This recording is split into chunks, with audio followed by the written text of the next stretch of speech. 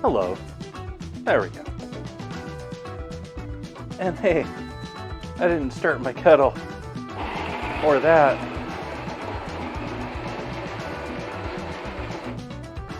Welcome in.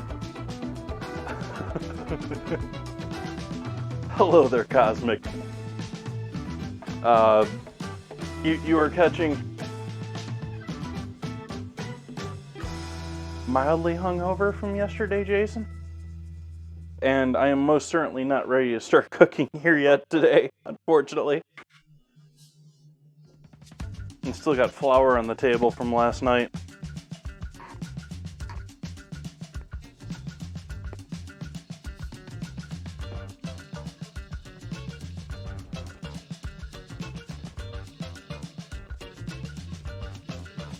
Oh no, it's rather mild.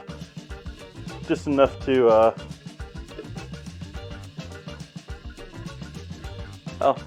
slow me down so I'm not ready for stream.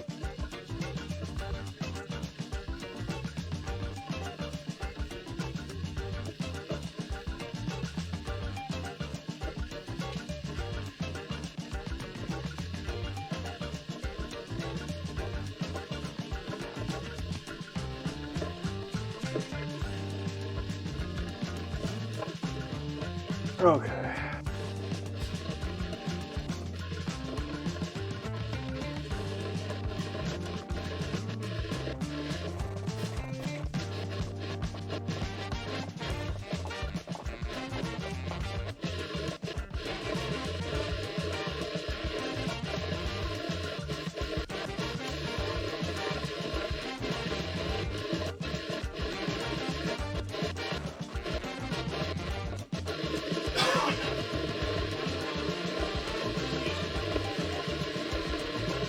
Excuse me.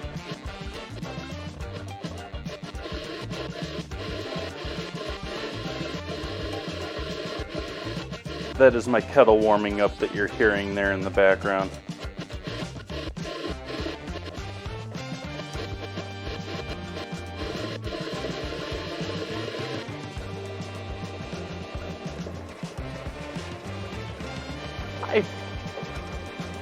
Bye, Gug.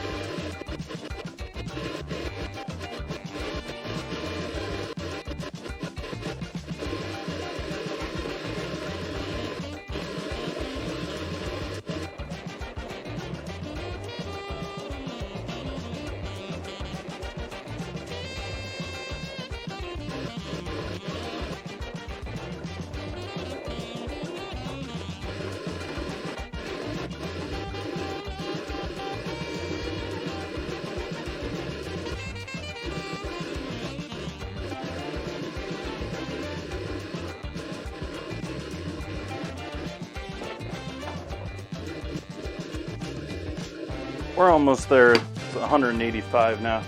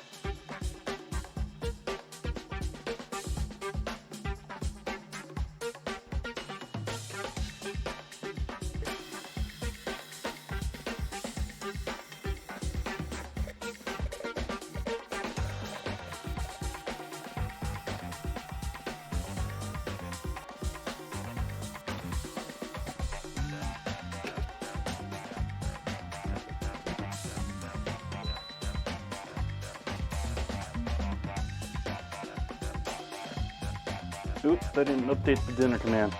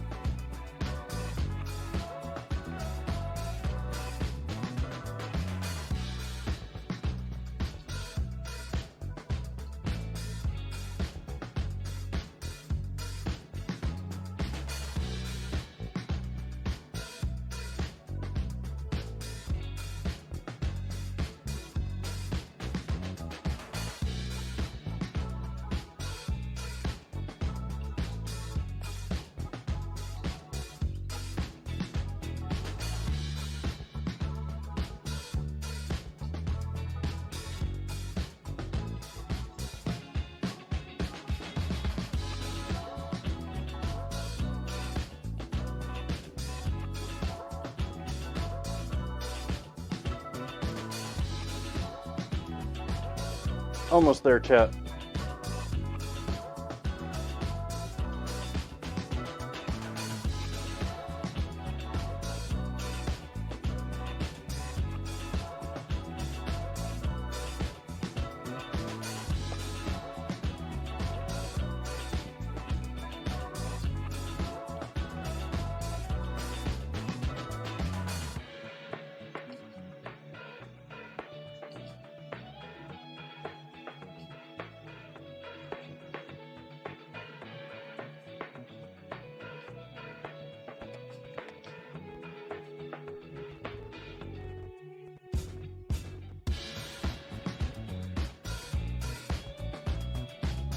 There, let's try that.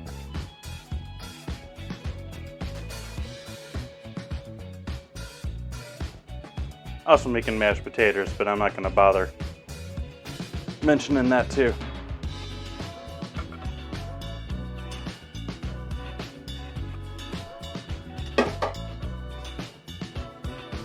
Welcome in, Cosmic. Welcome in, Will. Happy to see you fine folks in here.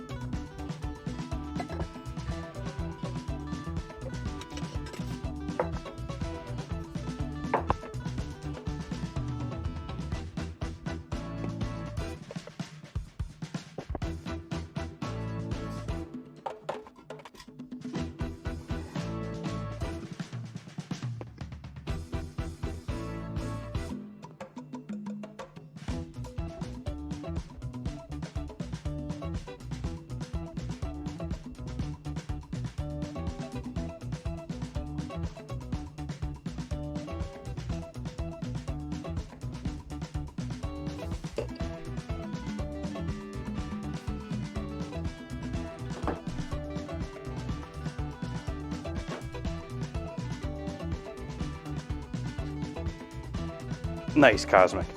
As did I.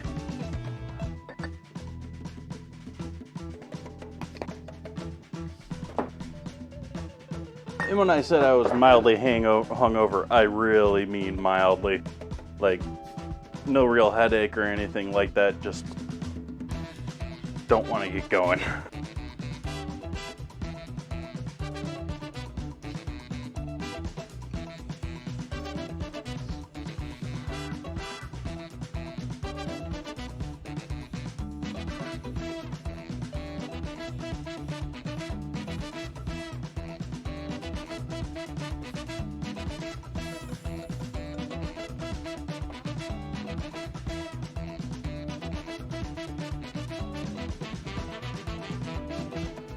Cheers, folks. Welcome in. Happy Sunday to you.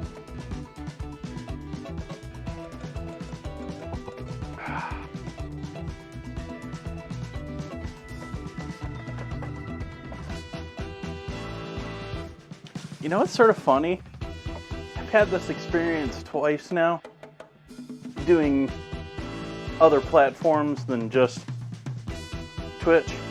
You know, considering that I used to be on Mixer before Twitch, and yeah, it's sort of funny how the bots show up when you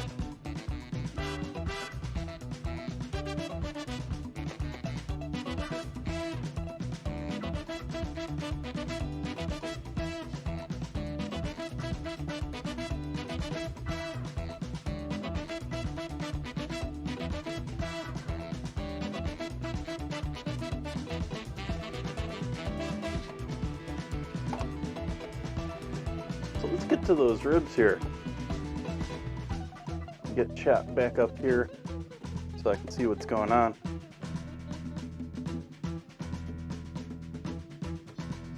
Am I sounding okay to everyone? Am I too quiet, too loud? I'm definitely in peaking territory as far as my visual.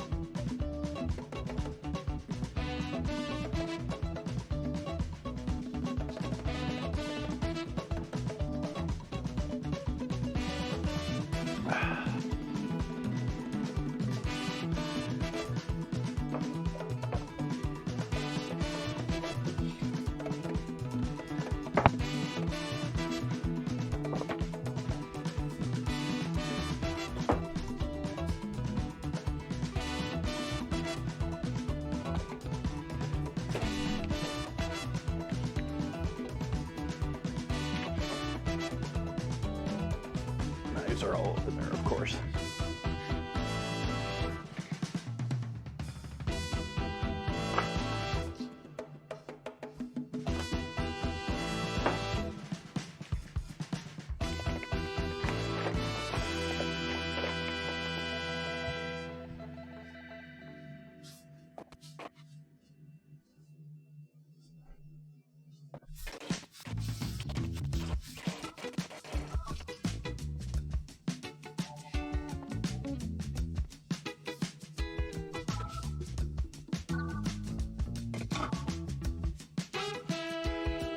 So those are looking okay. I'm going to dry these off with some paper towel.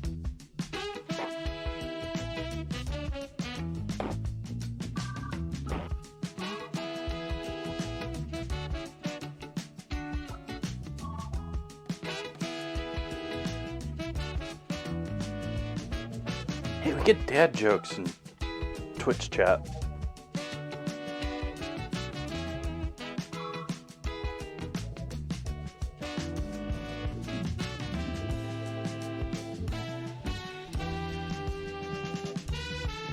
That's a pretty rough one, though.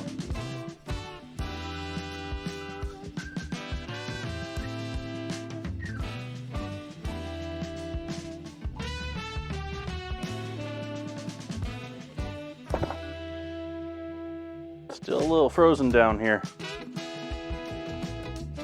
A little frozen. I took this out of the... well, I bought this frozen yesterday and left it in the fridge overnight. So it still hasn't completely defrosted. I thought it was a little bit better than that. Certainly feels flexible until you get to the thick end. So I'm going to start making two concoctions for this, both a dry and a wet. And the idea is I'm going to mop on the wet and then add on the dry to stick onto that wrap the whole thing in foil and into the oven. Speaking of that, I'm going to start getting the oven up to temp to 300.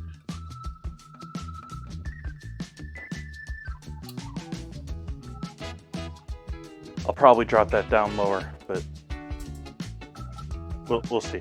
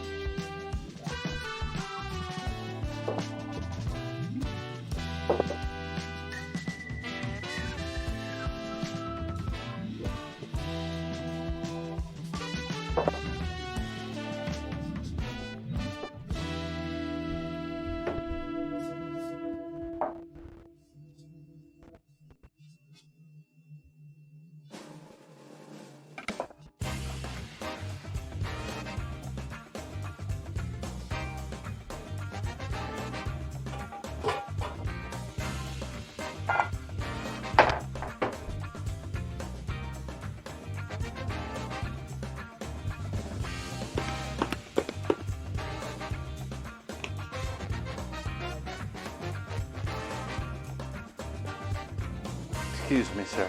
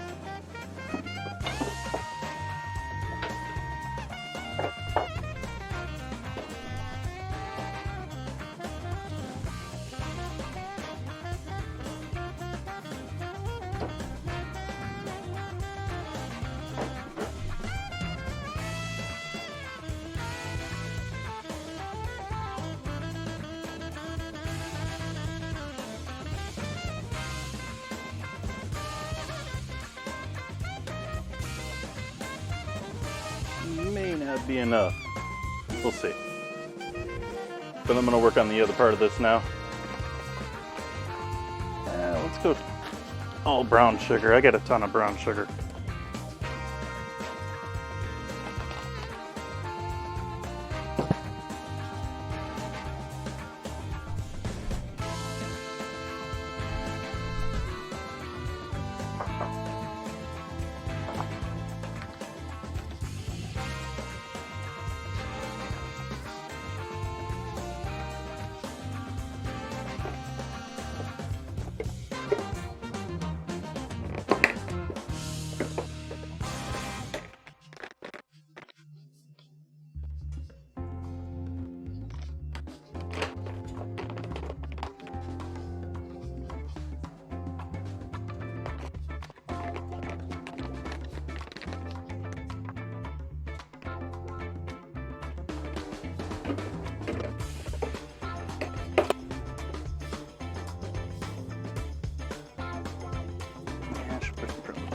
so I remember it next time. Salt, pepper.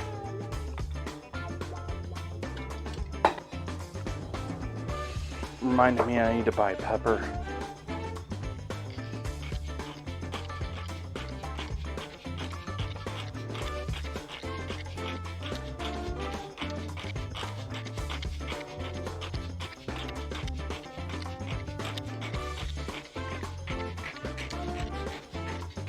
Hey, Blue Moon. Welcome in.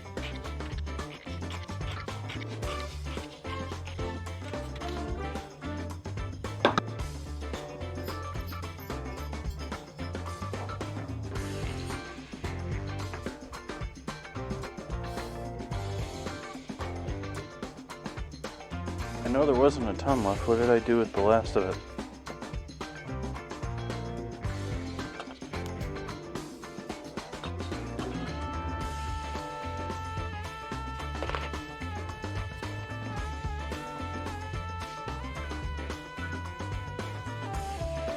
Yep, I started this year.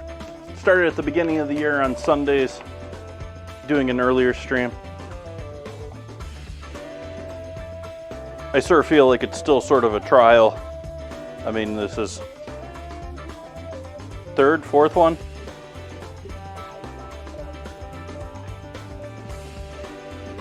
Yep, that's the last of the pepper. I need to buy more pepper.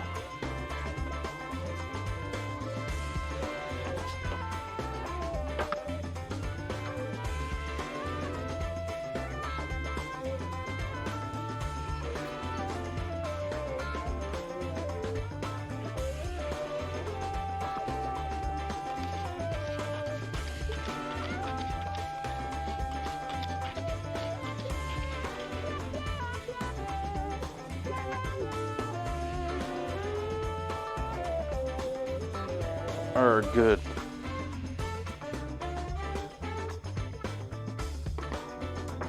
Umami, friend.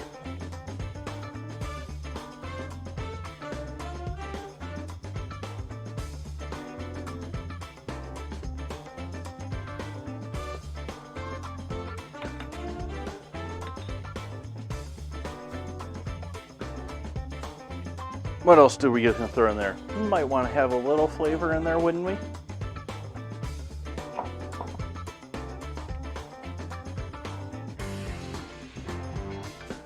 Cayenne. Almost out of that bottle.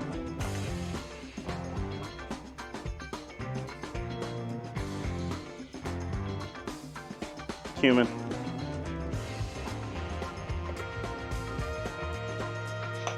Garlic.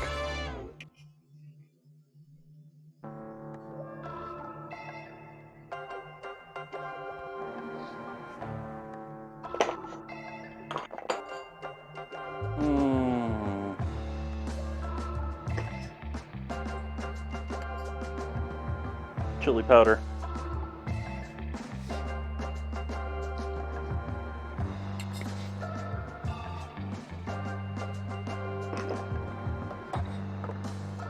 And smoked paprika.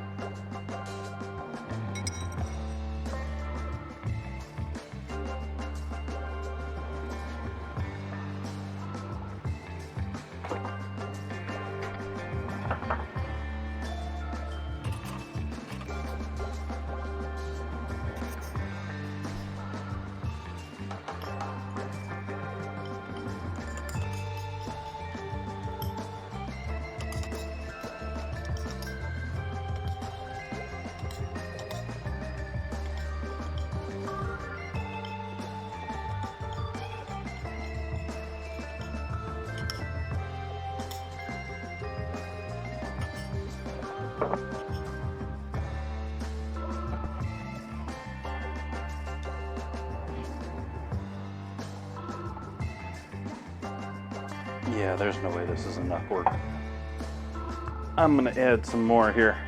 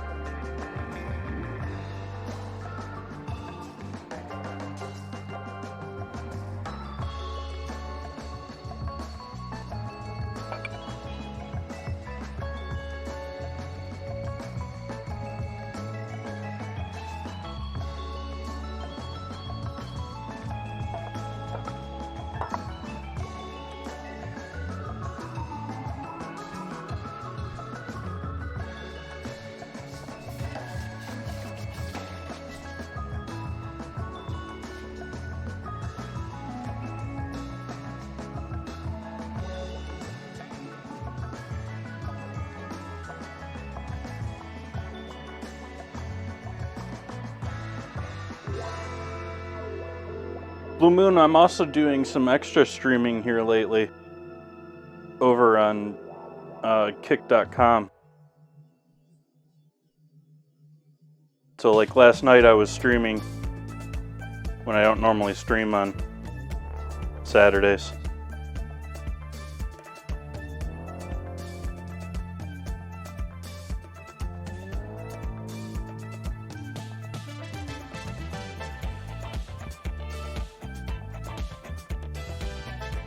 It is a relatively new platform.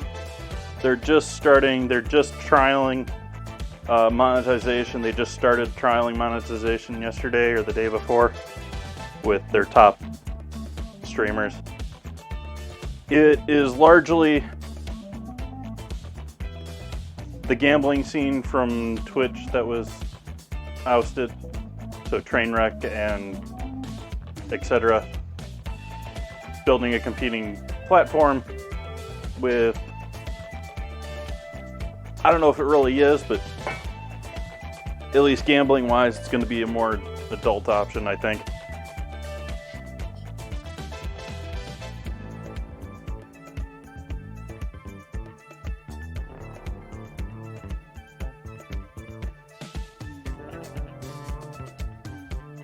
But yeah, kick.com. It's not a huge platform. Like I said, it's just starting and they're not really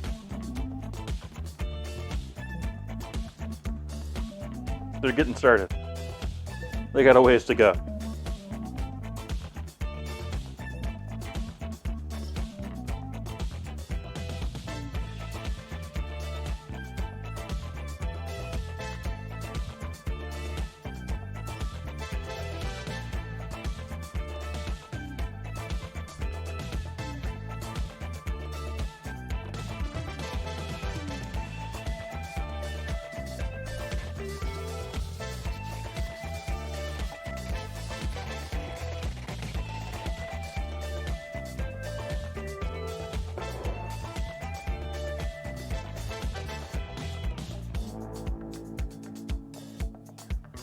It is the top link in the like gray bar just below my stream if you're in a web browser, or the top of the About Me. There's usually those couple of links you can edit. The top one there should be Kick. I just added it the other day.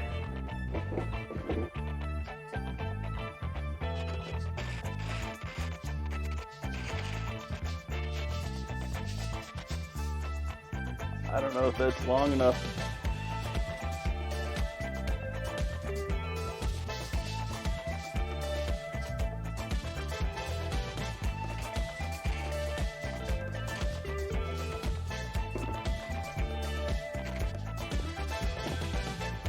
I was prepared for this possibility, somewhat.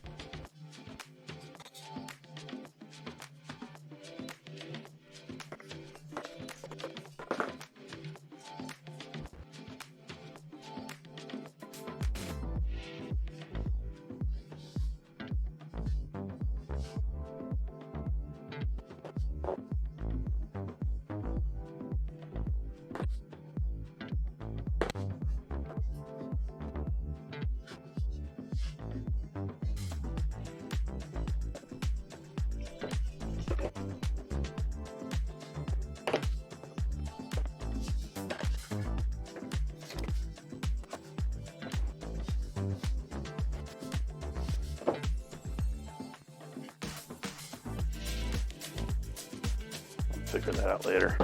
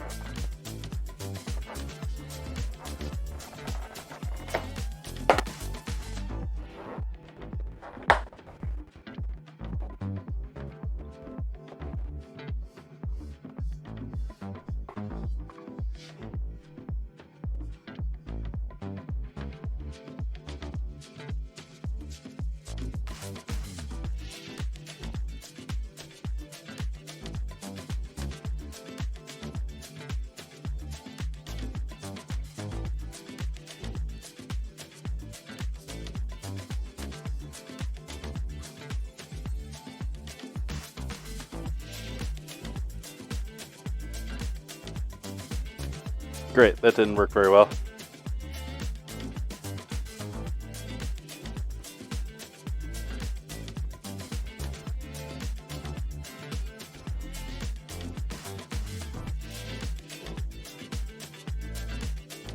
Yeah, Osbor.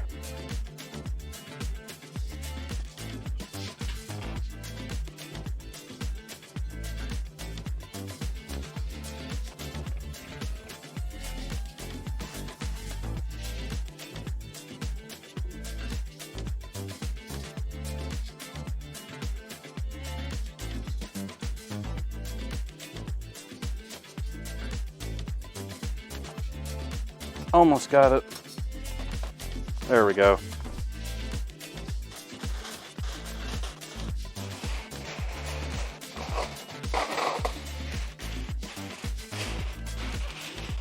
Rather confusing to me that, you know, it's only tin foil anymore that we can afford to have a nice serrated surface on anymore. Plastic wrap, I'll have those cheap sliders on them these days.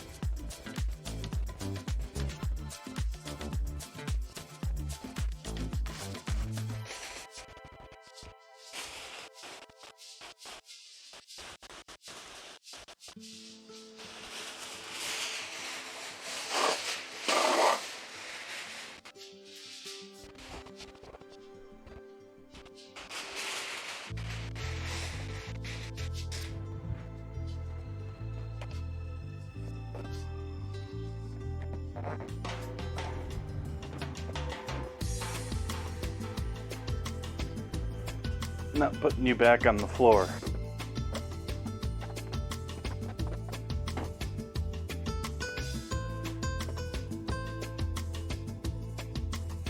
Hi, chat.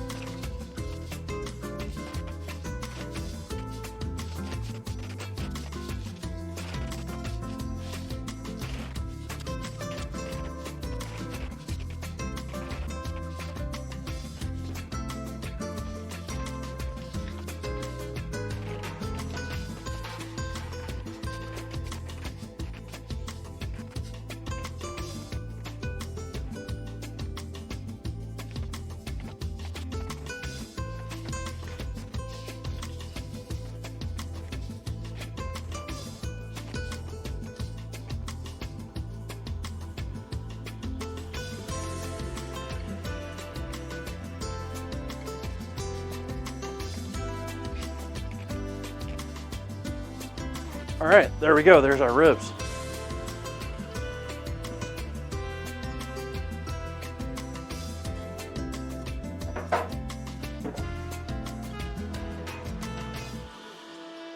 We'll put those on a rack. I'll put them on an angle so that they fit in the pan. And those are going to go in the oven. In the rack that's still high from me using the broiler yesterday.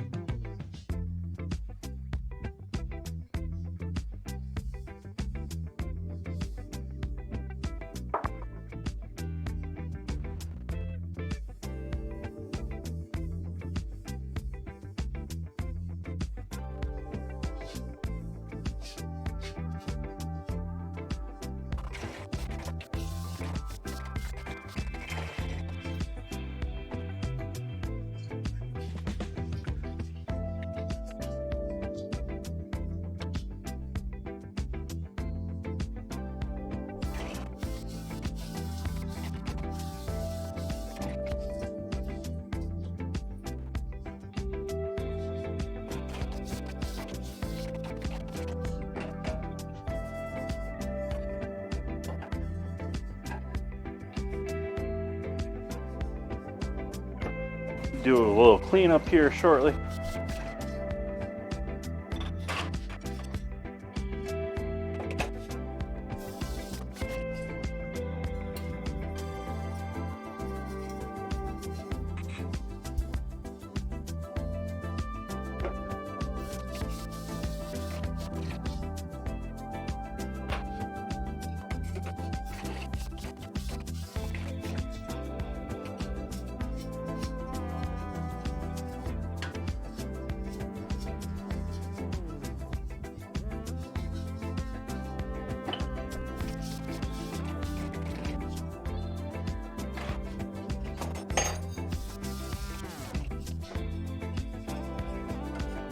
I get these knives out of the,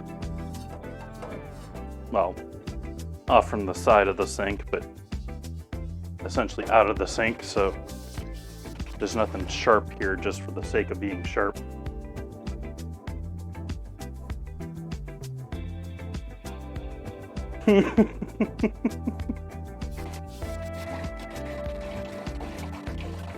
That's awesome, Cosmic. I'm always, I do ribs a lot more at home than I do out. But it's a combination of it's a combination of them being sort of a hit or miss when it comes to restaurants. Maybe if I found one that made amazing ribs, I might go back to them regularly. But beyond that,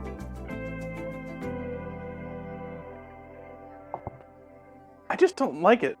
I'm not a huge... I'm a little bit more, like you said, I'm a little bit more comfortable with doing it at home, but...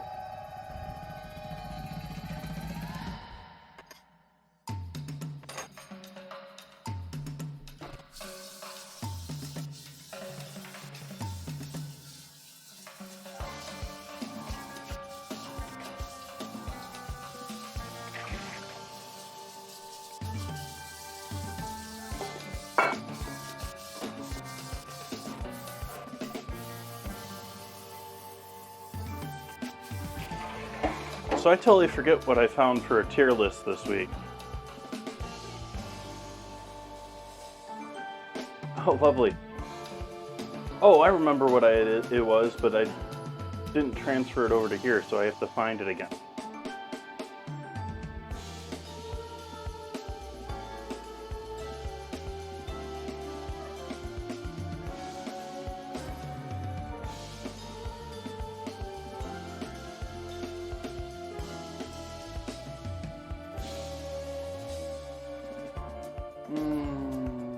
I think there was a better list than that.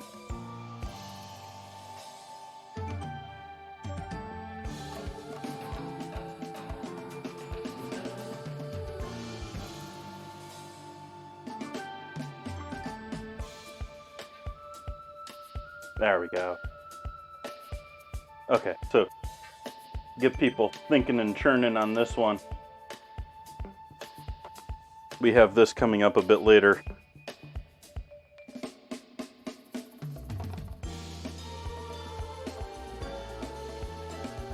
Oh, why aren't you capturing OBS? There we go.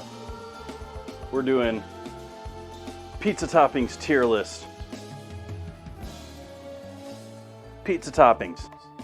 And so that is the list that I'm going with there. It's a little rough seeing what the individual ones are. Probably better on stream, it's a little bit more zoomed. But yeah, I'm gonna go through and I think people might be surprised by a couple of them at least.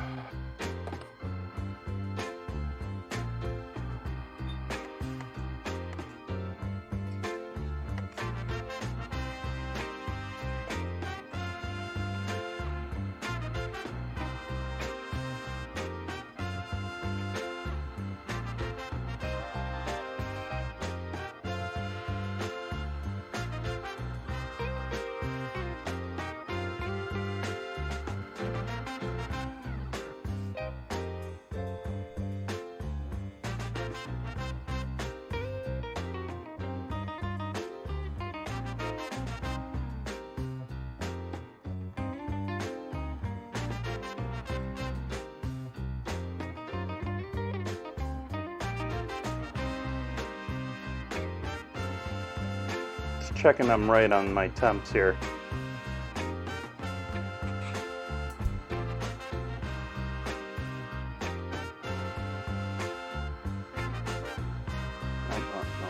No, don't trust them, don't trust them, don't trust them. Alright, we'll go with that. Alright, next on the list of things to get going here. I'm gonna prep the potatoes and put them on water, but we're not gonna boil them until much later.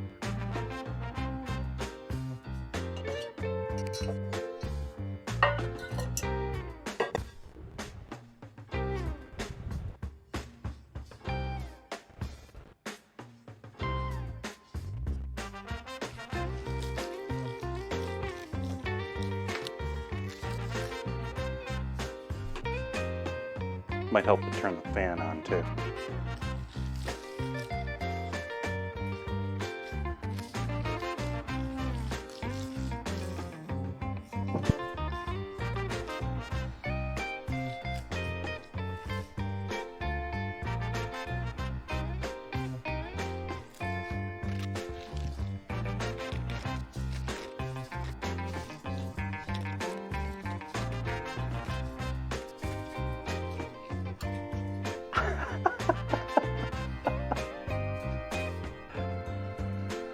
Cosmic.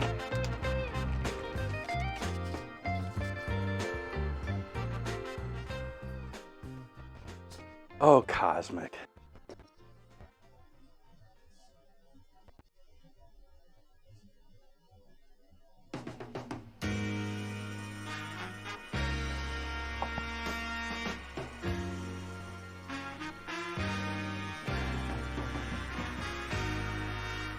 Like, I thought I just cleaned that up a bit. This blade, it's still slightly there. I've been working a nick out of this blade that was right about there. Yeah, it is right there.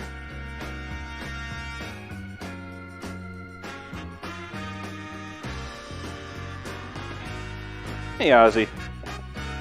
Happy Sunday.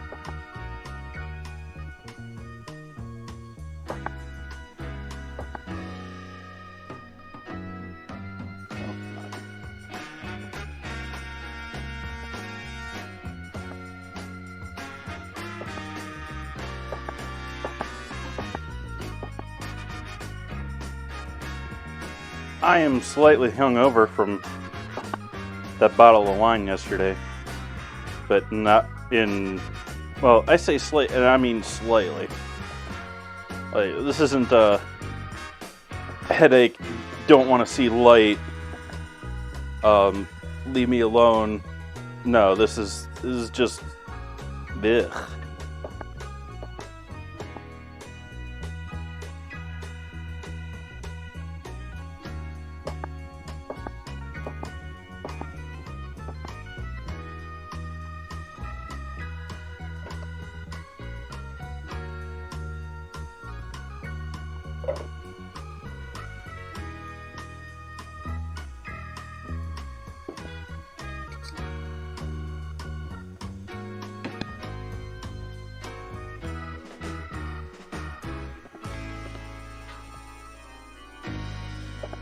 There's that same Zinfandel.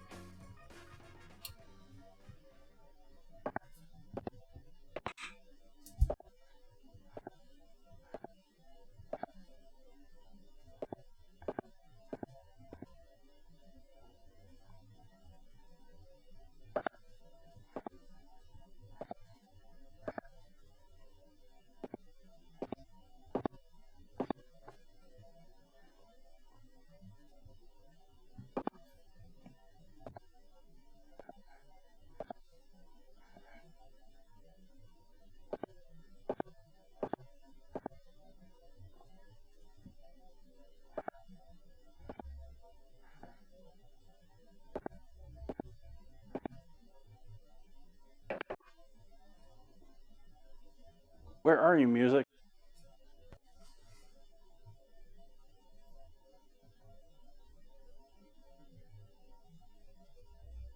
Oh, you're not doing this again, are you? Oh, that was the end of what?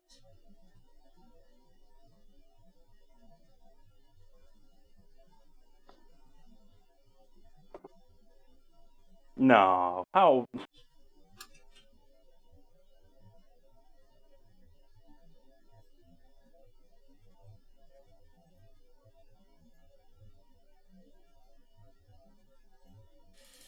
It must have continued the playlist from last night.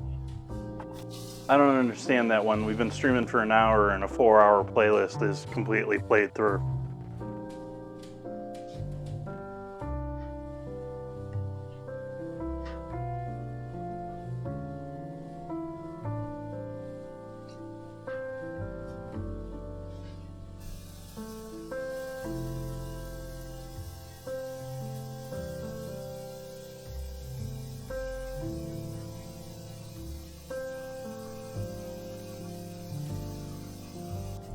A lot of starch there. I'm going to pour a little of that starch water off.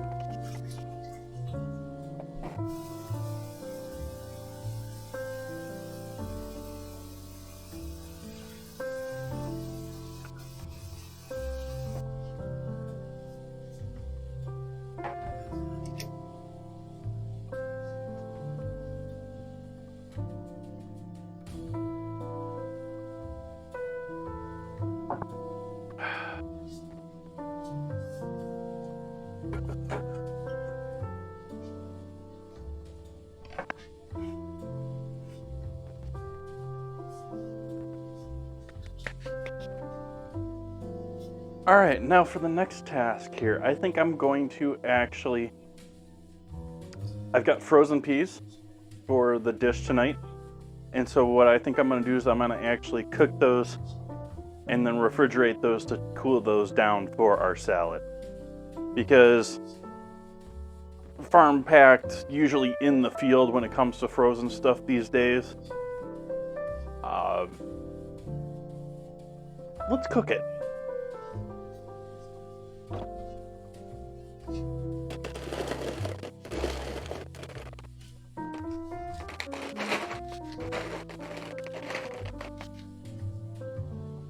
Let's see if they say you must cook this.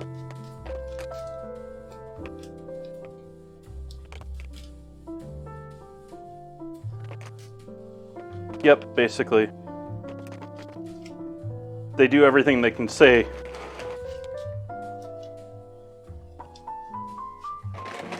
But we're gonna cook that. So we'll move taters over here.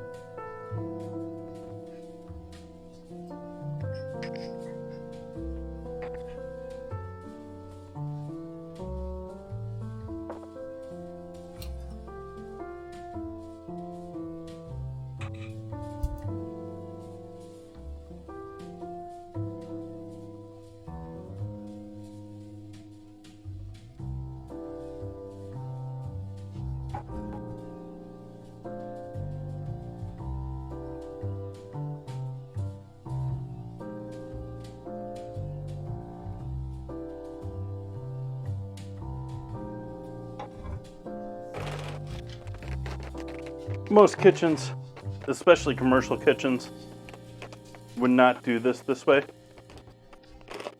because they typically already have a pot of water boiling somewhere. It makes a lot more sense for them to just give these a quick blanch.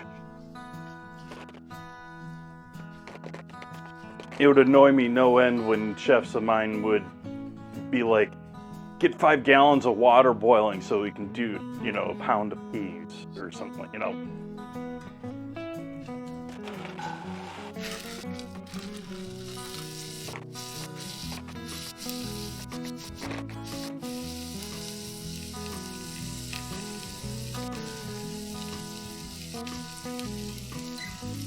We'll dry thyme.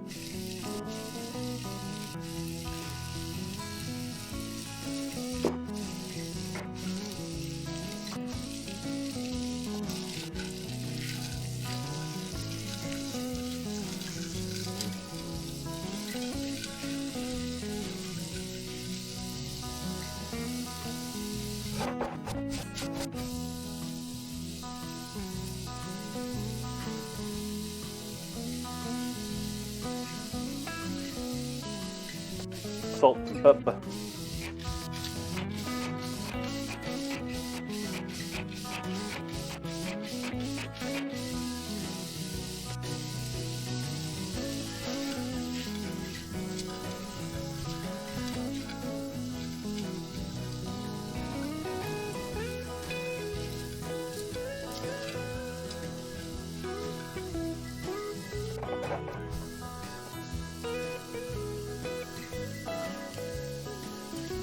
Nice one.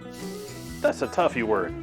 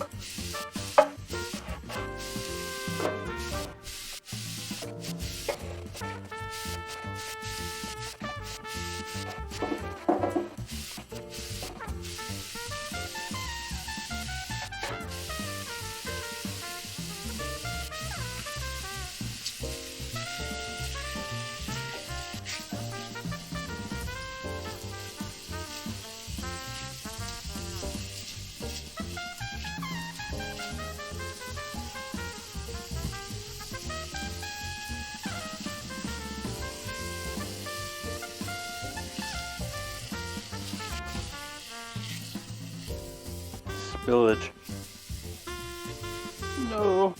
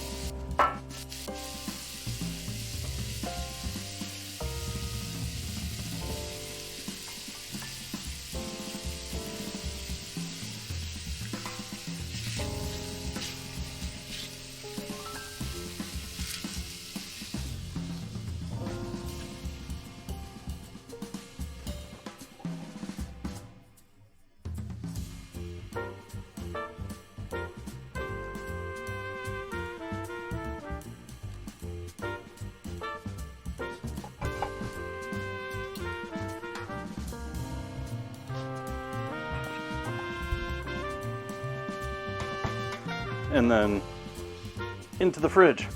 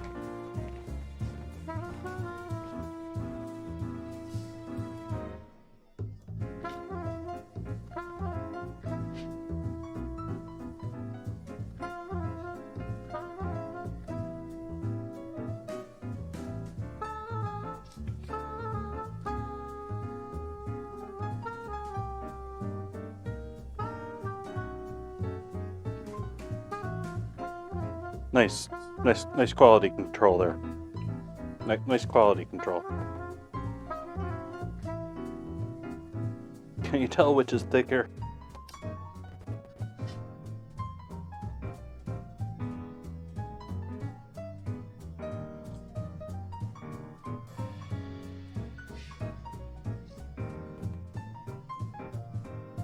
Then again, maybe they skirt the term center cut. I haven't looked.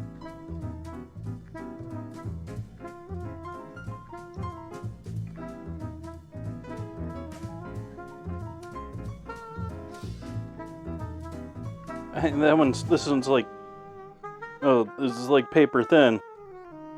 it's thicker down here, but it's like paper thin. And then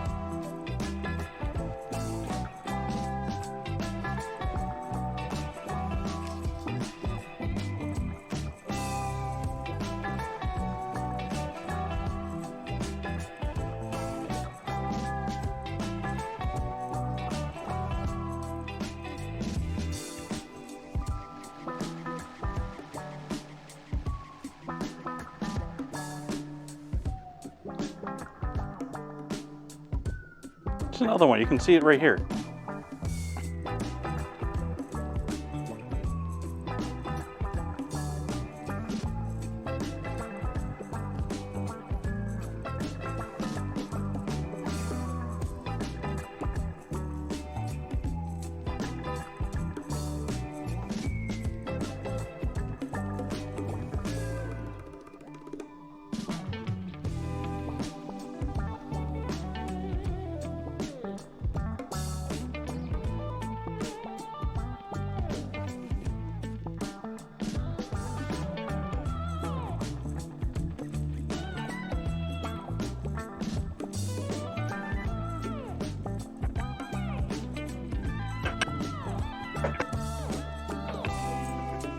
Someone should start a post with this one.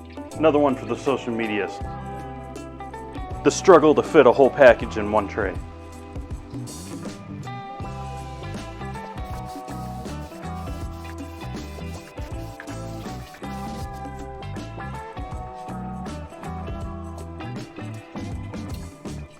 Looking a little stormy outside. Looking a little rainy out there. Doesn't look wet out there, but it looks like it could be soon.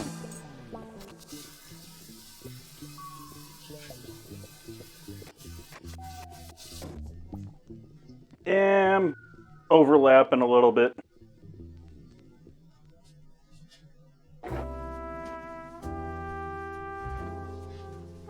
And there's some other ways that it should be squeezed. Like this one should move over, and this one, and that one should tighten up, and should be able to get one more slice over there.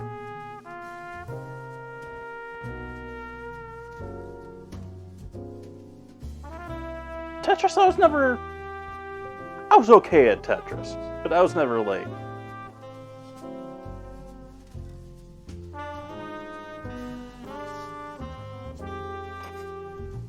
And I'm going to throw this in with the pork, but it's going to take a little longer to cook at 300.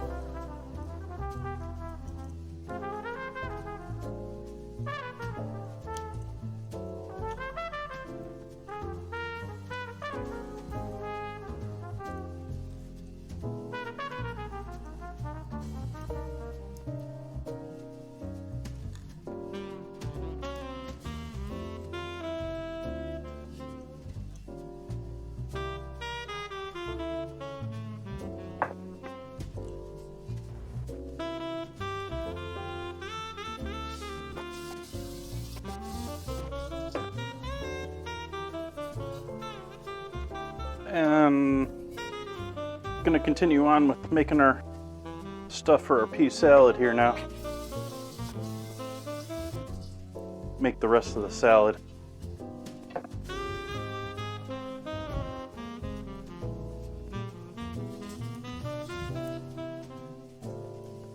Starting with some sweet onion.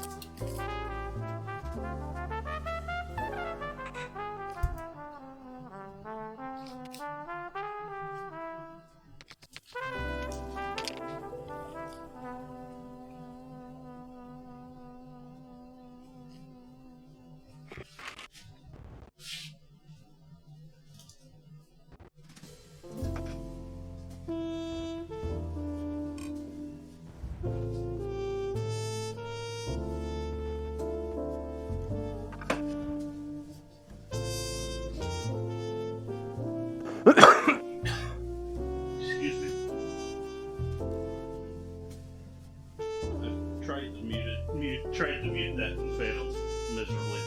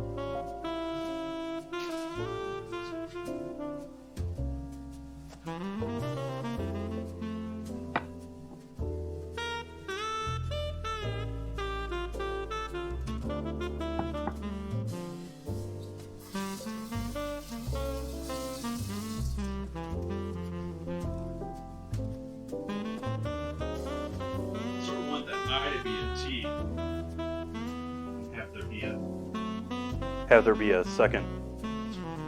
Hey, you can hear me now again. Yeah, and apparently attempting to mute myself, failed at muting myself for the cough, and then muted myself immediately after.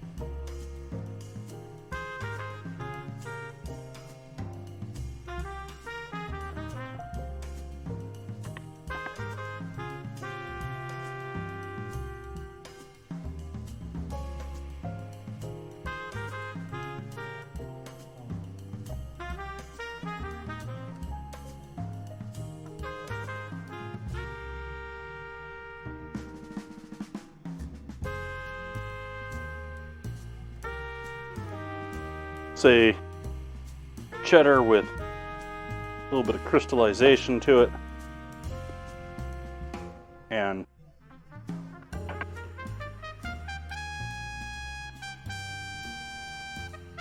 it was close to what I was thinking. I was thinking rennet.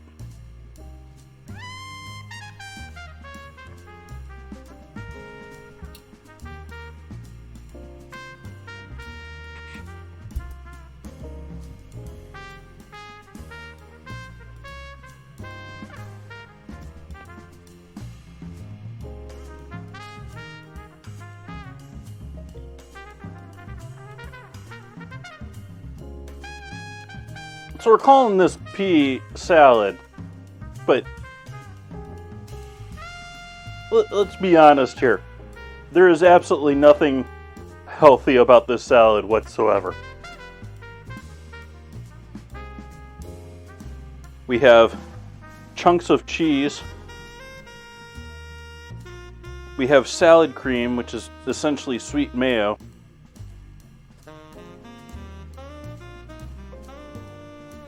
Maybe with some other flavor in there. Peas and bacon. And onion. Maybe some people put some carrot in there.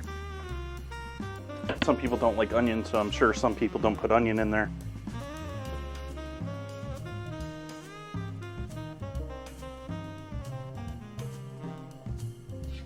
But looking at that, I think that's enough in the cheese department for this project.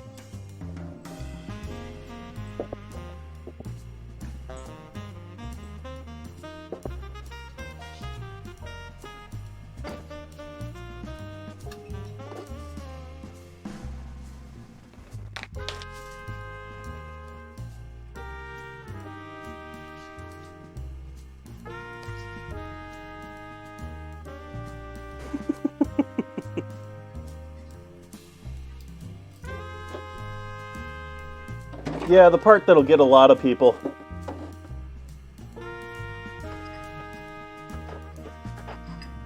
Well, that one too.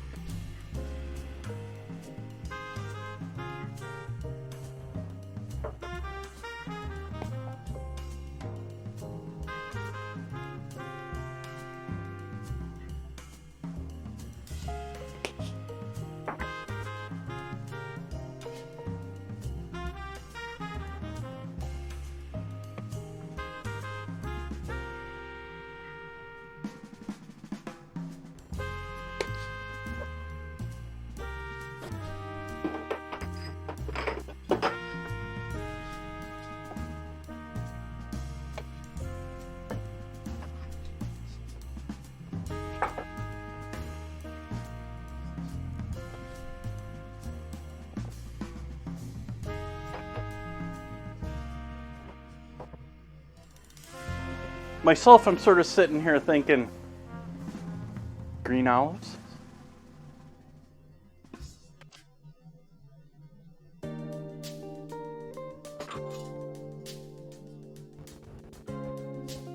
you can see, that butter in there is not very liquid anymore. So we've chilled these down enough now. I don't need them necessarily cold, I just didn't want them hot.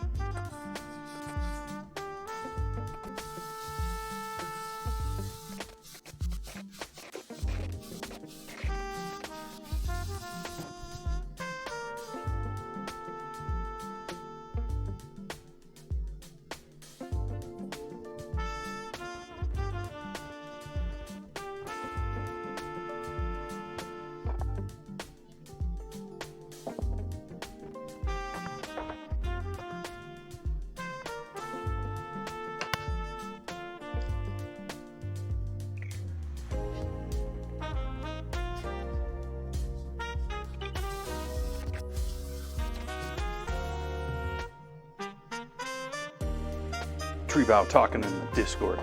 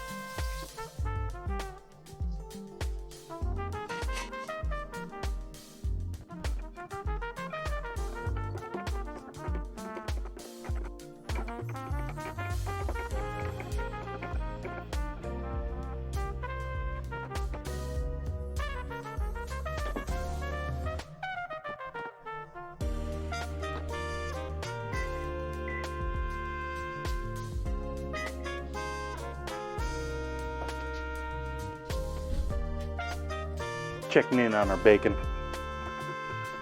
Starting to smell nice in here.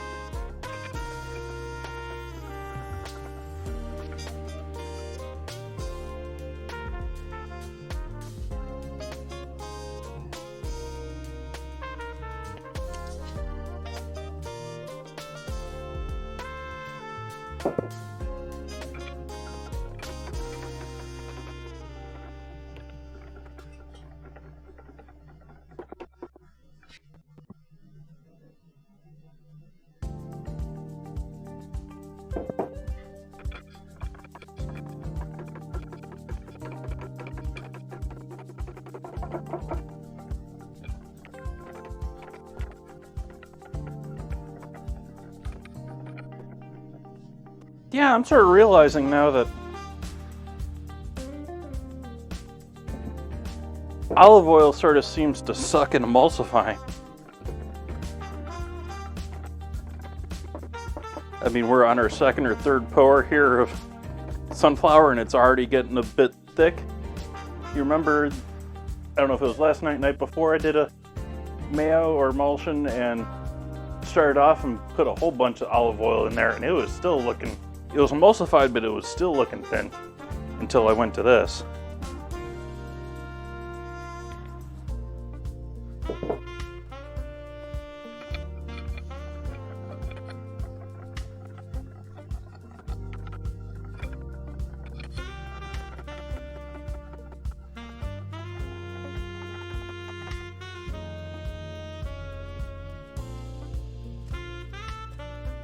Black garlic? I actually have some black garlic. I don't know how good it is. It's been on my shelf for ages. Black garlic's a very interesting product. It's just extremely caramelized garlic. They essentially, there's probably a modern science hack to this that's making it cheaper and more available on the market. But the old school way of making black garlic is you essentially heat it low and slow, like in a packed chamber for like weeks. Like 10, 20 days type thing. And it just completely cooks and caramelizes and breaks down and probably ferments to a degree.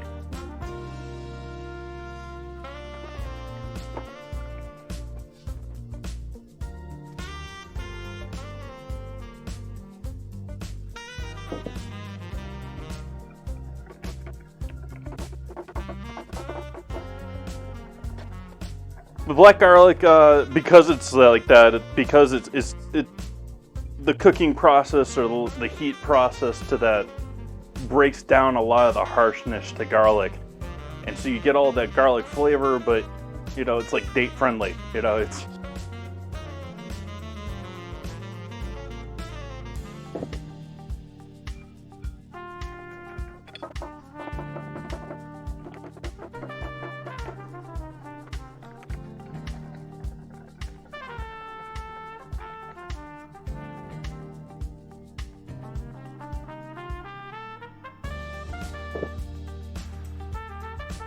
Welcome in, Uncle Stinky. How's Seattle treating ya?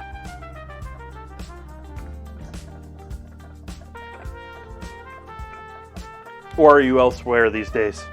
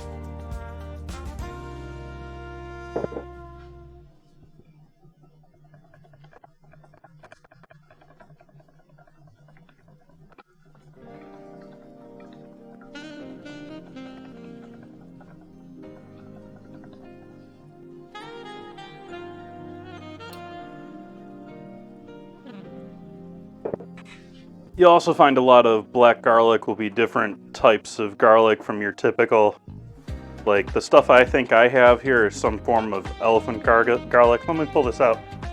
I'm not going to use it in this, but I'll show you what I have. It's, or did I, oh there it is.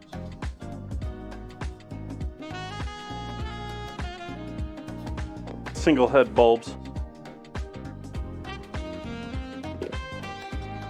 And yeah, I'm not going to go with these because they've been around for ages. But basically, you can pull the couple pieces of paper off, and the entire inside is real nice and dark. And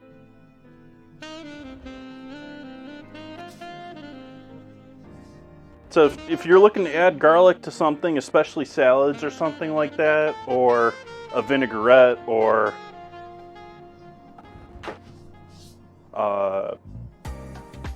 anything along that line. I've had that since I used it for the ingredient challenge, which it's been over a year that I've had that, so.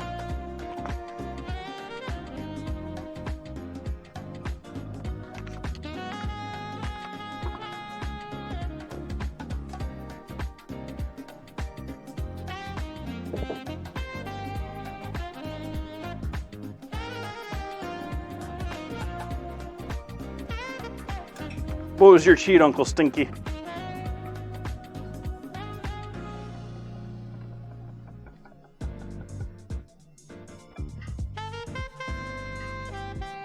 Definitely getting there in thickness now. You can see it sticking to the whisk there. I'm gonna switch over and add a little olive oil in here now.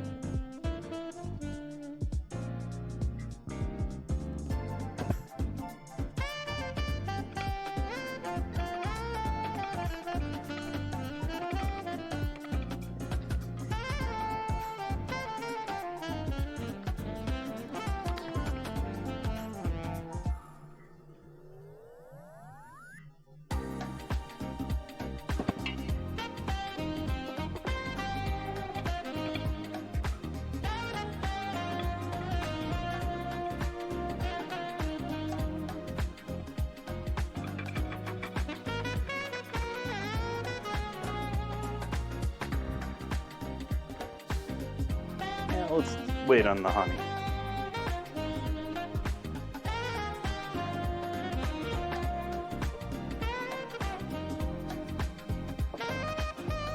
We'll add in a little more acidity with some vinegar. You got lemon juice, lemon. Oh, I have lemon. I'm gonna use the lemon.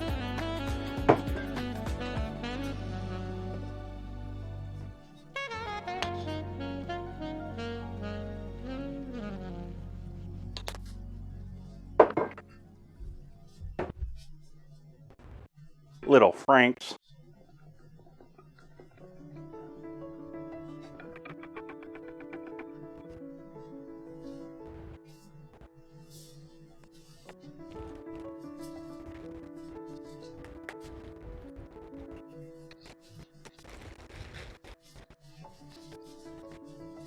Oh yes, dry rubs are where it is at. I mean, I do with my ribs, I did a sort of combination of two.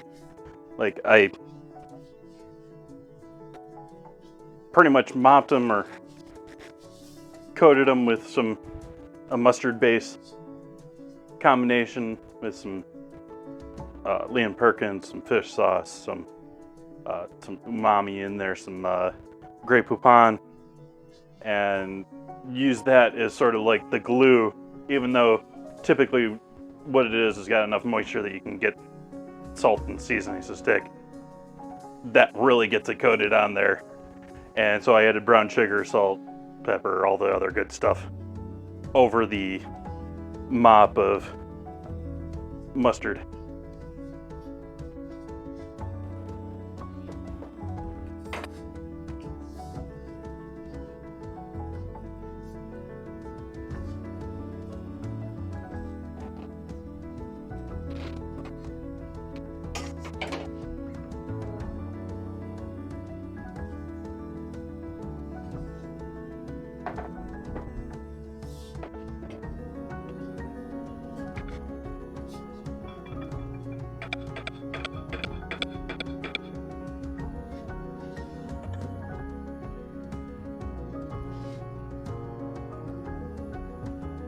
I don't want to rust it down in there.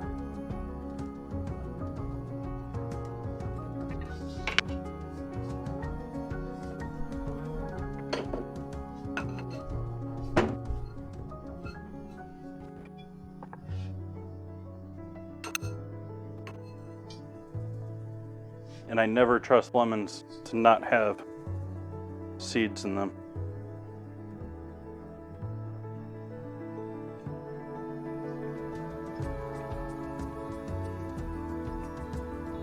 I already caught 3 or 4 there.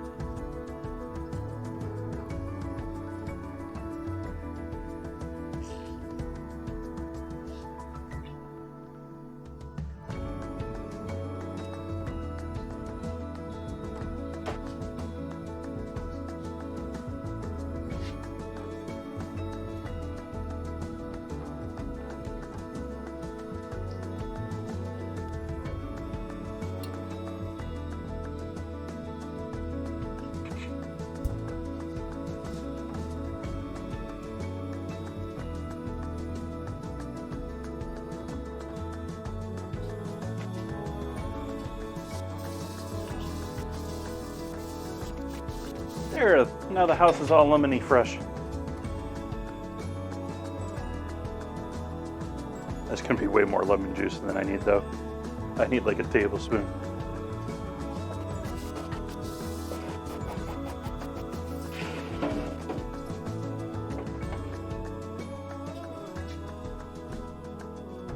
Watch the color difference here. Let's zoom in for the color difference.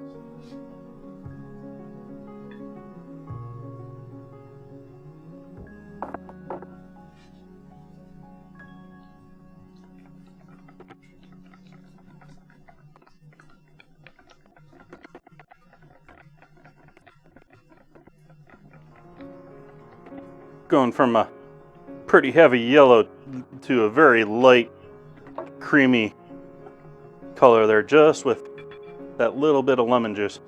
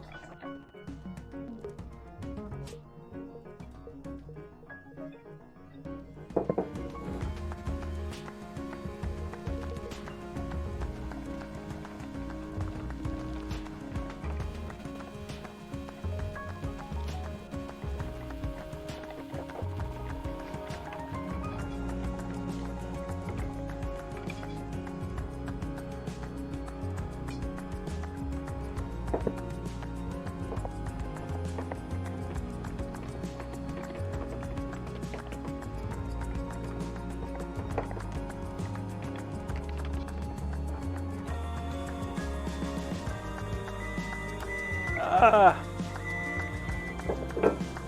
was in the middle of pouring, oven.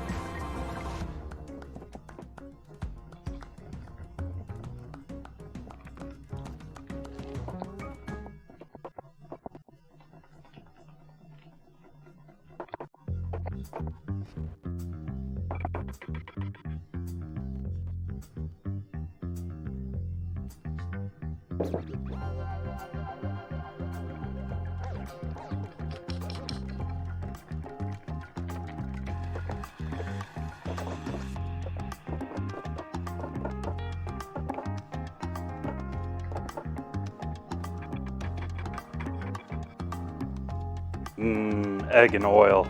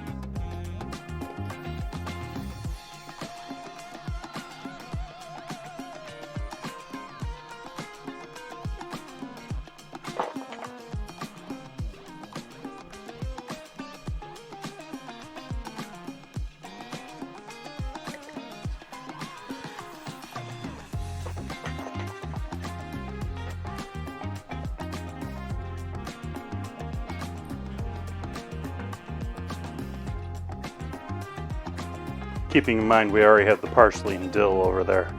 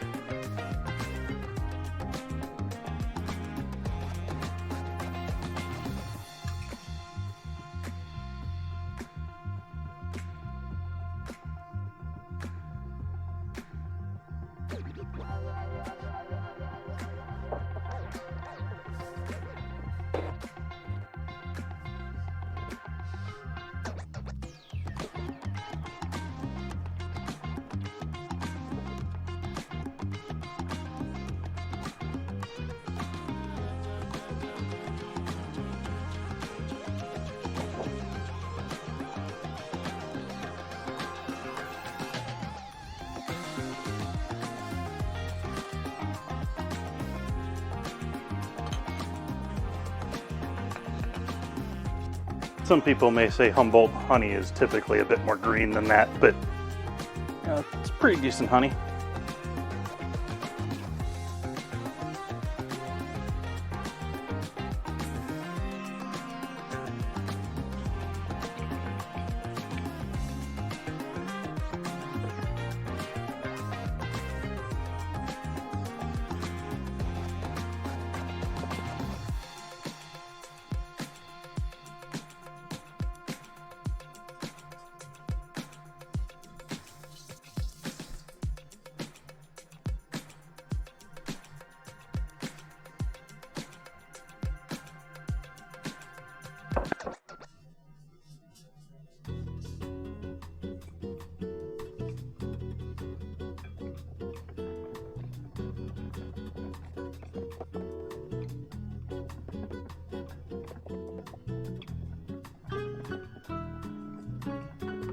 Ah, dad joke.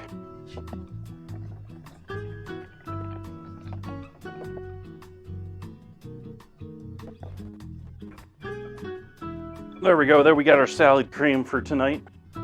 For our pea salad.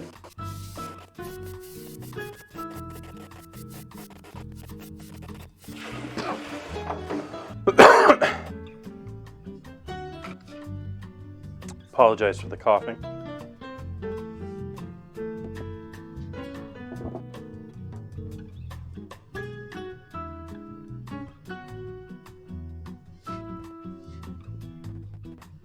I'm not going to use all of it if we don't have to, but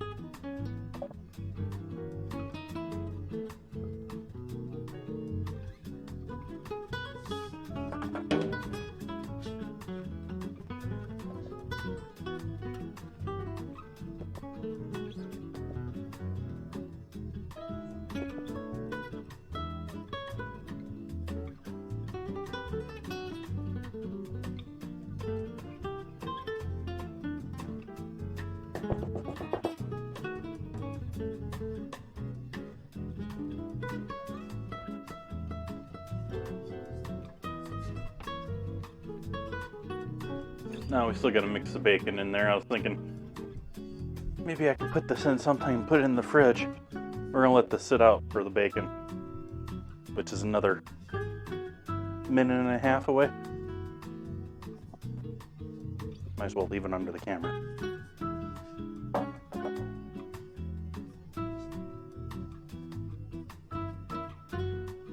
Happy Sunday, everyone. How we doing? What's new? What's happening?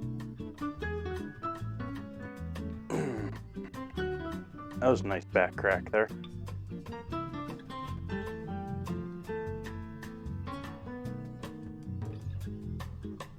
What should I do with the rest of that lemon juice? Sort of thinking that might be tasty with our potatoes.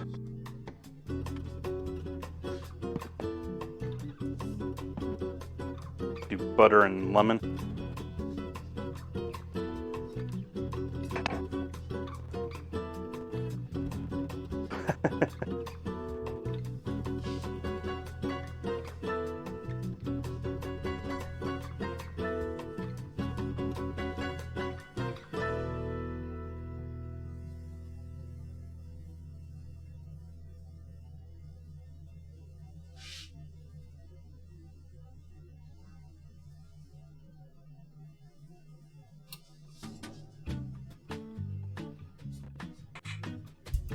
At least it isn't M&M color flavored, or M&M colored.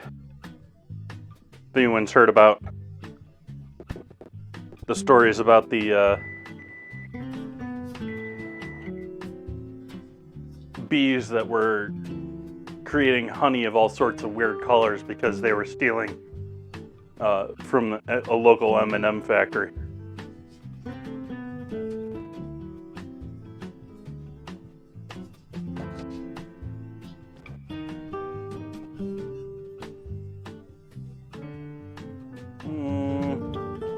That bacon be looking pretty tasty, but I still think I'm gonna give it another couple minutes.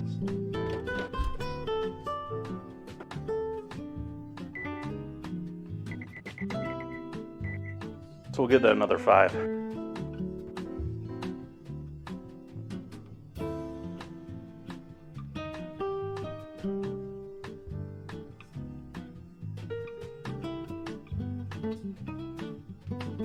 People also typically put, say, pancetta or ham or lardo or, you know, just about any sort of tasty pork in there. I sort of like bacon because it adds a smokiness, and smoky meats with peas are just the, oh.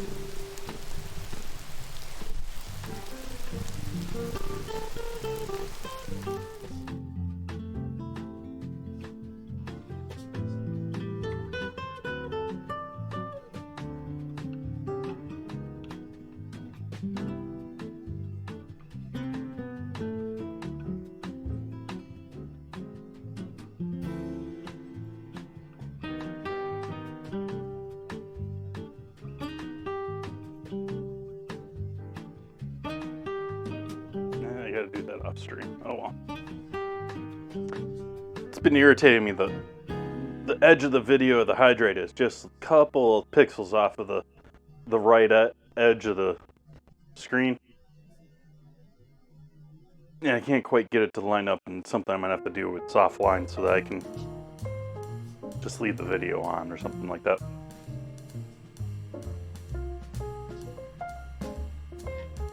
So what's everyone's favorite pizza toppings? We're almost there. I'm just waiting on this bacon to add into the peas before we switch over to doing ranking.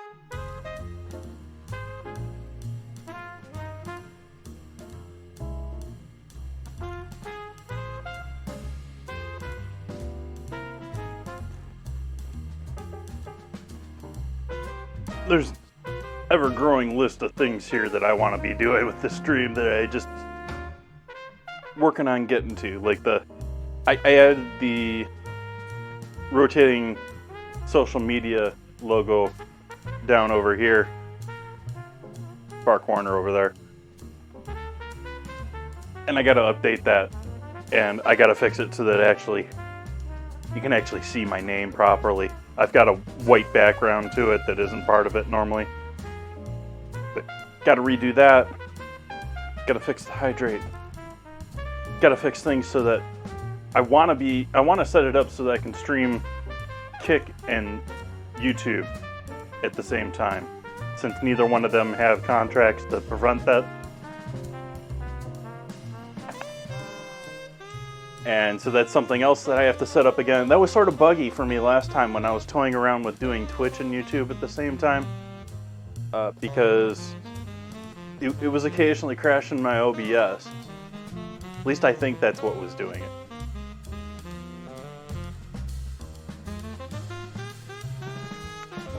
Depends on your mood. Sometimes just plain cheese. Now see, I'm not a plain cheese pizza dude.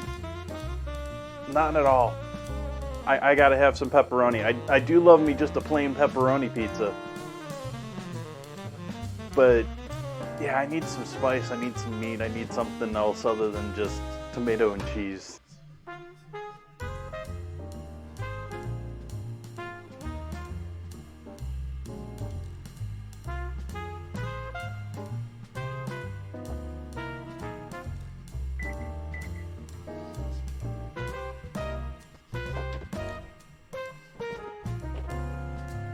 There we go. Now we got some tasty looking bacon there.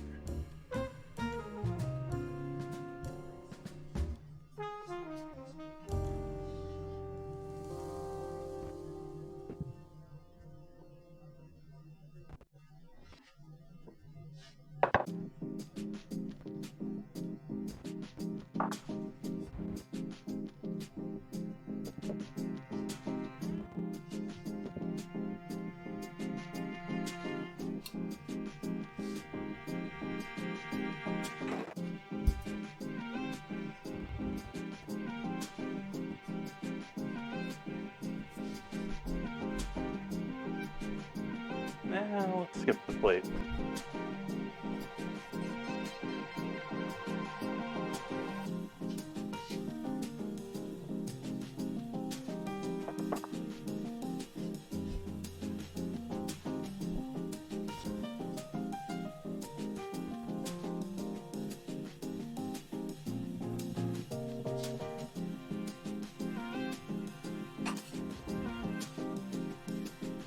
I tried.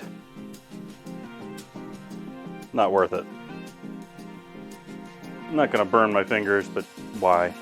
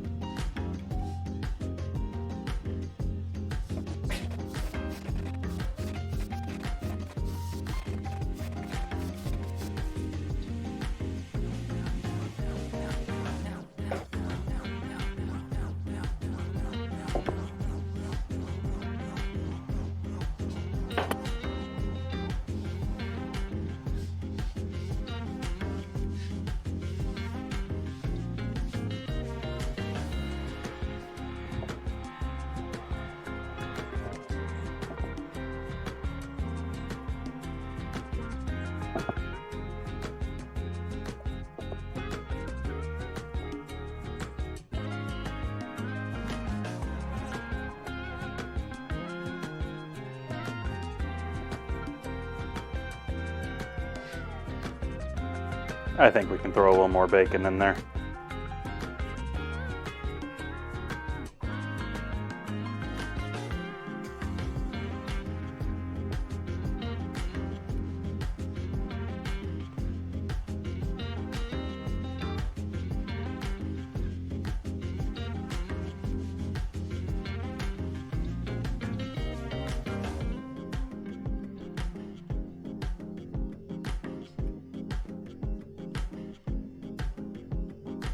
Hello, Fluffy.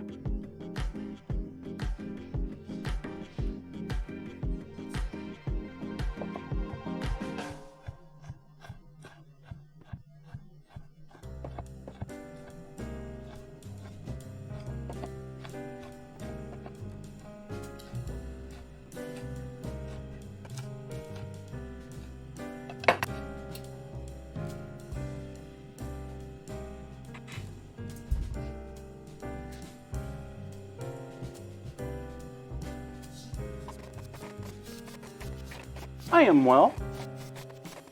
I mean, how bad can I be sitting here chopping up bacon?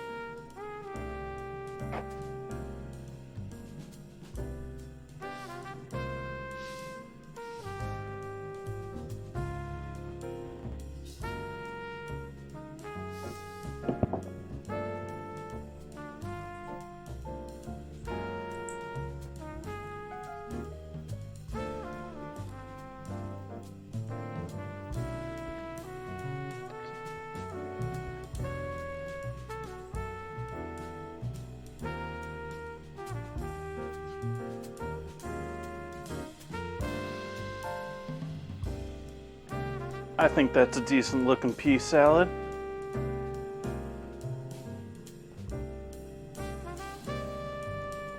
Peas with sweet onion, cheddar. That's a white cheddar.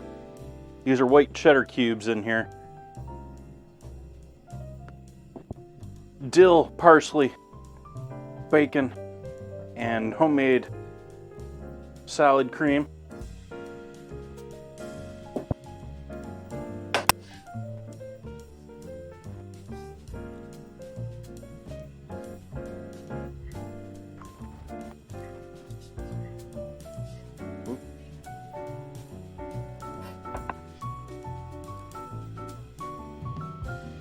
Sweet mayo.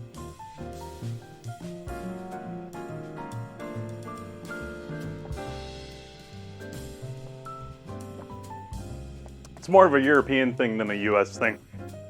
But essentially, there's a lot of recipes for salad dressings that essentially use mayo, and many restaurants in the US will use mayo. But traditionally they came from salad cream, which is like a sweet version of mayo. And you can buy it in like restaurant supply stores. I haven't really looked to see if they sell it in stores. They probably do. They probably have it in supermarkets.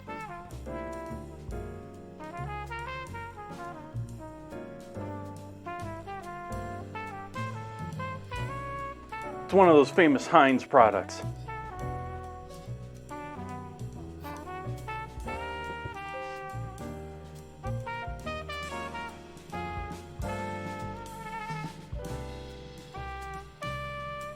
So we got our ribs going in the oven. We got another, I'm gonna say at least hour and a half on those, 90 minutes or so. So there's probably gonna be a little bit of an AFK or a break till tonight. But let's do our pizza ranking. Let's do our pizza ranking. But shortly before that, let's go over here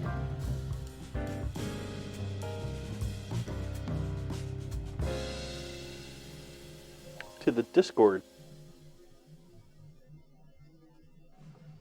where it looks like Cheez-Its have actually gained on red wine since we started our vote this week.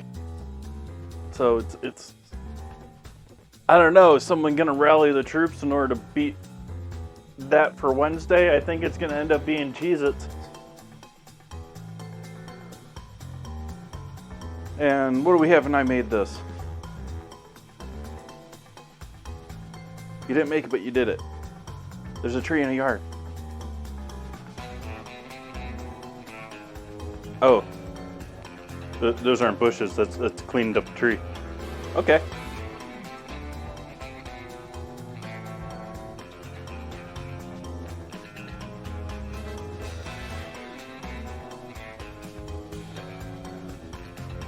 We have last night's chicken parm.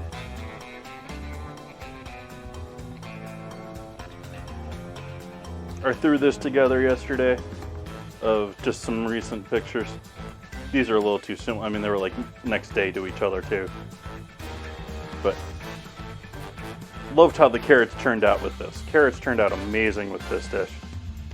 The fish dish on Friday. Couscous. Couscous. Garlic, honey mustard garlic chicken thighs. And then we're back to Wednesday.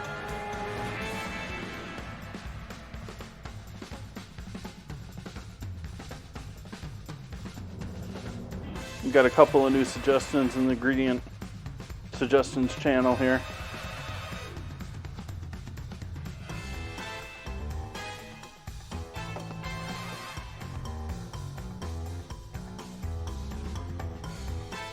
Oops.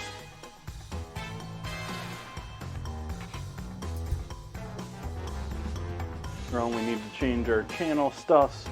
Oh, I can do that on OBS now. I changed that.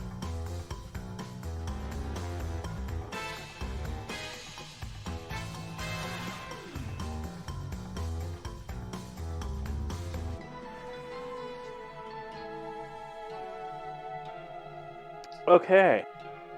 So how should we do this one, chat?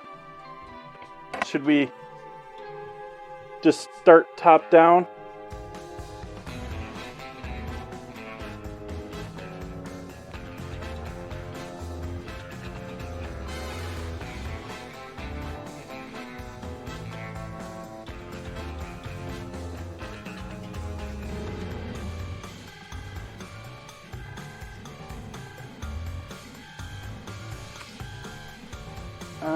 Let's see.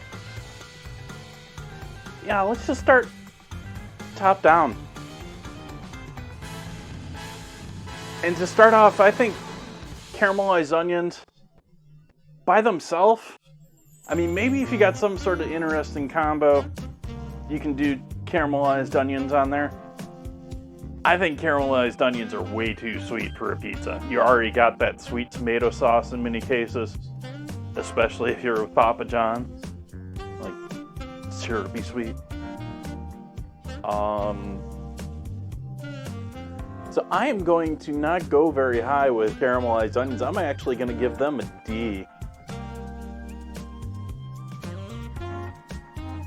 And cherry tomatoes have got to be right there with them.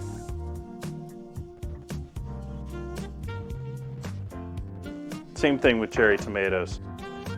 They are not the right thing on a pizza to me. First off, I don't like cherry tomatoes to begin with because the skin to flavor and pulp ratio, complete waste. Like, I'm sitting there chewing on skins all night. No thank you. But, and again, select cases, it could be done well, but no. Especially not out of mom and pop pizza joint.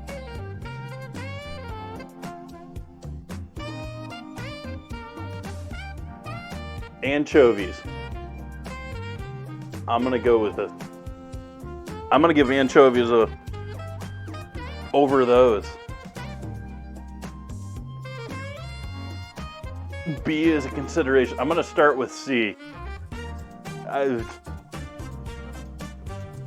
They're a heavy hitter as far as flavor. That umami. Oh. Again, it's not something I want alone though, too. And those first two, I was sort of thinking of them as ingredients alone on a pie. And anchovies alone, that's not going to hugely excite me. Neither is caramelized onions or cherry tomatoes. So they're on the lower end of the list. They aren't quite WTF. Artichoke? I'm sorry. I don't want artichoke on my pizza. I'm not an artichoke fan. The flavor isn't bad to artichokes, but when you actually have to bother to clean them, and I'm not going to use, I've used canned artichokes. They're not too bad as far as that, but for pizza, I don't want something that's waterlogged. Everything, like, that has to be my number one problem with pizza joints, is they're all using like canned ingredients that they're just quick straining and throwing on stuff. And like I said, you throw canned pineapple on a pizza, it's usually large chunks, and it just becomes this waterlogged mess. Which, no. Pineapple, yes. Pineapple, large chunk directly out of a can, no.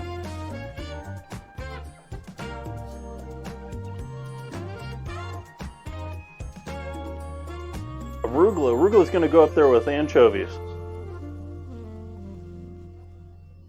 Bacon's A tier. Maybe S tier. It's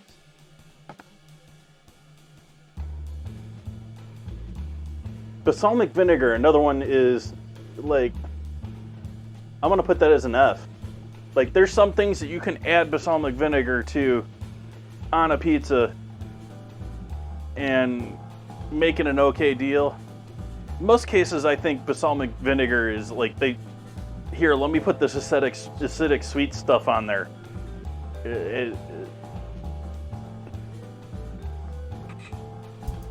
I didn't create this list, so I'm not responsible for that, but I think that's hilarious too.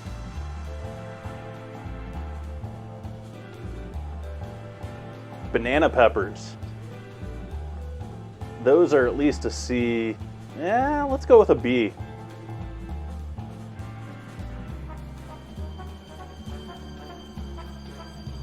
Basil, I sort of feel like basil is... It should be standard on a pizza pie. I mean, it's already part of the sauce typically. At least dried basil.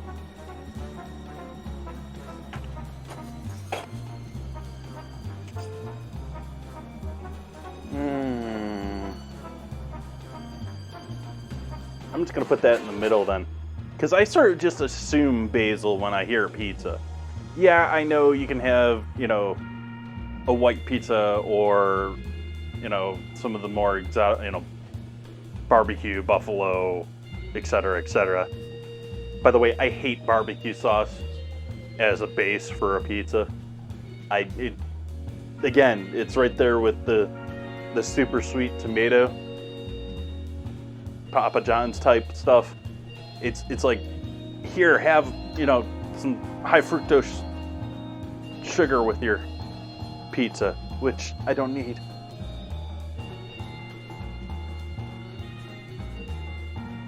Olives, A tier. Broccoli? Yeah.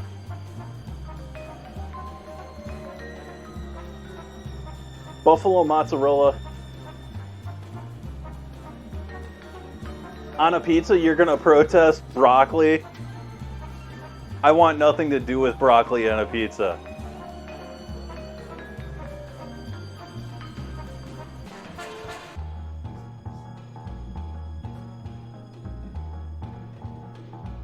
And actually, I'm gonna go there. Goat cheese is the next one. I'm just gonna go ahead with green peppers. I do not like raw green peppers. I do not like green pepper on pizza. Again, it's probably because in most cases it's giant chunks that they throw on there, or big rings, and it doesn't even cook. So it's like half raw, half cooked green pepper that, no, just skip the green pepper with me. I hate supreme pizzas with green pepper on them. I'll take everything else with green pepper.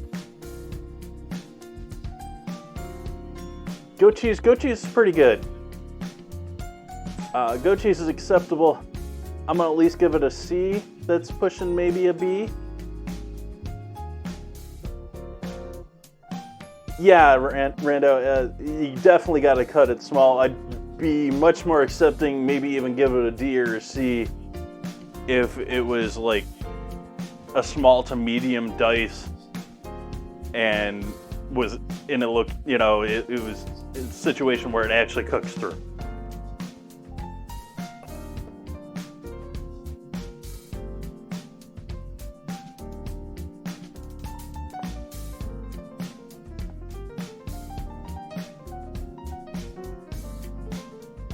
Green olives. I love me some olives. Green olives, thinking of them individually, just green olives on a cheese pizza.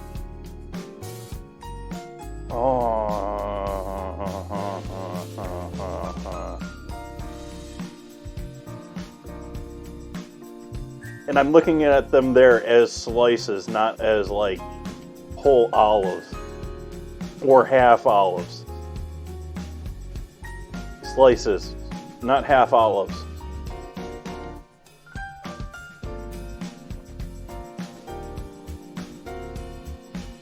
Hey, the mind is E. I'll come in. Fine, sir. I can't. Oh, is that chicken? Yeah.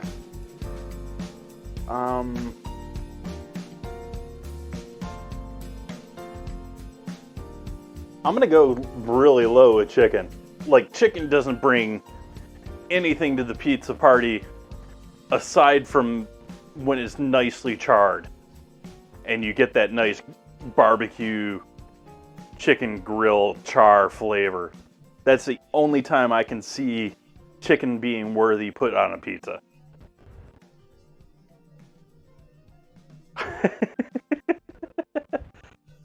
No worries, Z.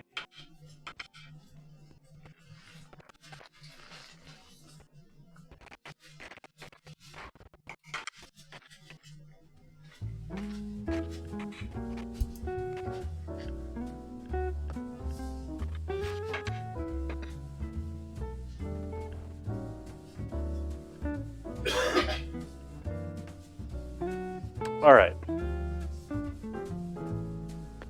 Next in our list here, chili flakes. I don't like chili flakes. This is another one of those ingredients. This is going to be more of a personal thing. I love the heat. I love the pepper heat. I love the flavor of chili flakes. I hate getting seeds and pieces of, it's like the skins, the cherry tomatoes.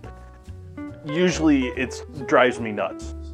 Getting those little bits of flakes and stuff, you get them pinched in your teeth, you get them, just no.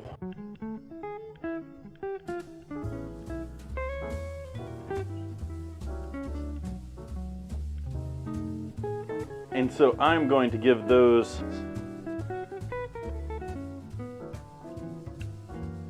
for flavor alone. Like, I do not want chili. I have it in here, but I very rarely use this stuff. Very rarely. Excuse me, burping.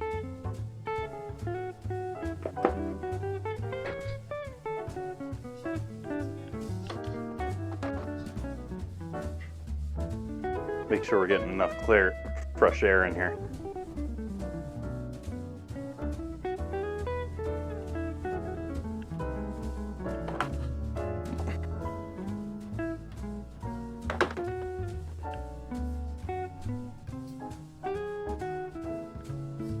Do I have pickles as an ingredient on here? Well, I didn't create this list again. But what do we have here?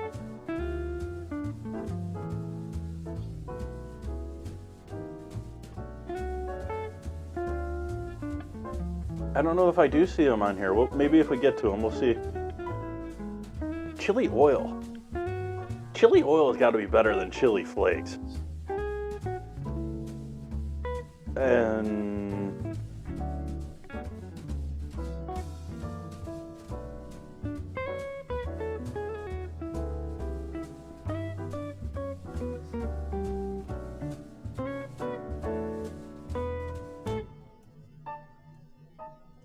yeah, I wouldn't be opposed to it. I mean, I eat them, it's just I'm not enthused about them. I mean, I said I like the flavor of them too, it's just I don't want dried pepper flake in my mouth. Ugh. Puree them, turn them into powder. I like chili powder a lot better than chili flakes. It just doesn't look as pretty in something.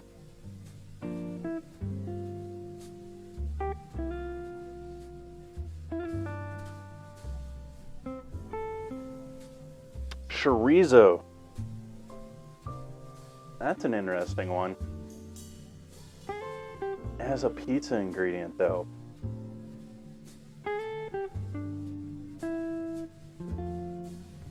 I'm gonna put it as a C.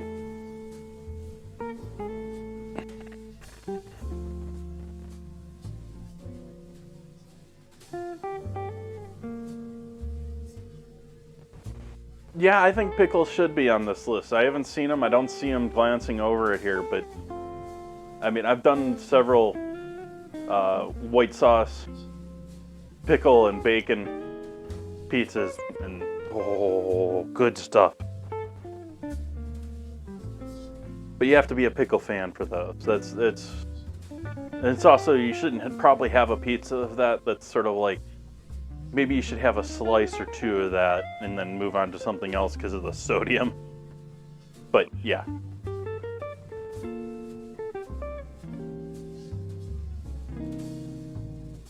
Clam. No.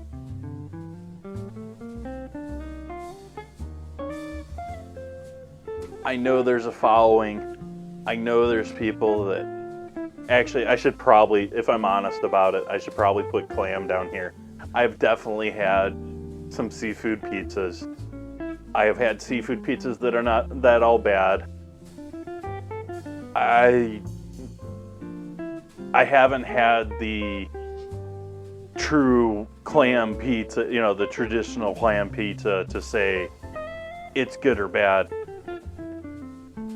I just don't want. I'm not a seafood guy.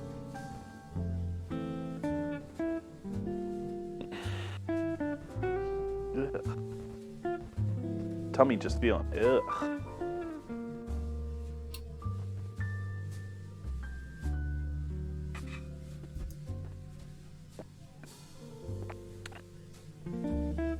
Ah yes, the classic seafood diet.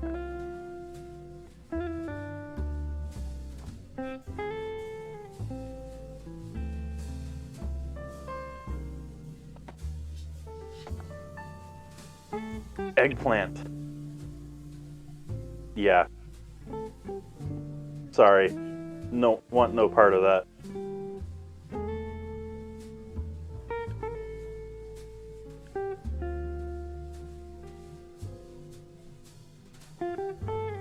Lobster pizza, I've had sort of like the equivalent of a cioppino soup or stew as a pie. Yeah, you can do. I think I've had octopus on a pie before, but I don't think I've had like I might have had a seafood pie with clam on it, but it wasn't like a clam pie. I'm gonna get myself banned talking this way. Feta cheese. I do like me a Greek style pie without this.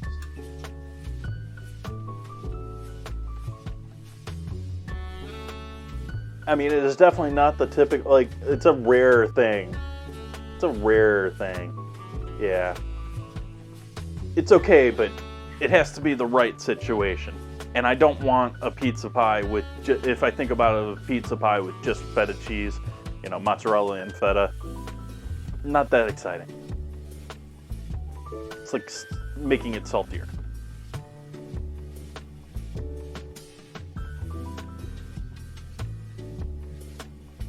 Figs.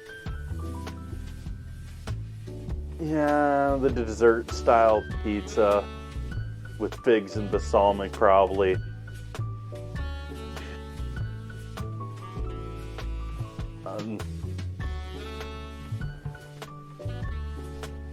That's a 95% chance of being figs out of season, leathery, with some cheap, restaurant supply jug balsamic, which is not what I'm after. If you give me an actual pie with actual thick, proper balsamic, which is a rarity and expensive, and actual in-season figs that aren't giant hunks that are half cooked, I think that could be amazing. Like I said, 95, maybe even more % of the time, it's probably going to be junk, which is why it's there on the ranking.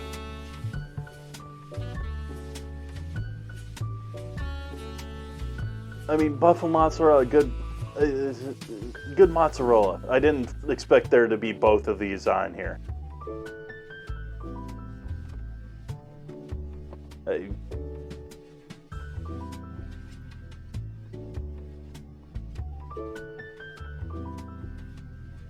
Ground beef, man. Yeah.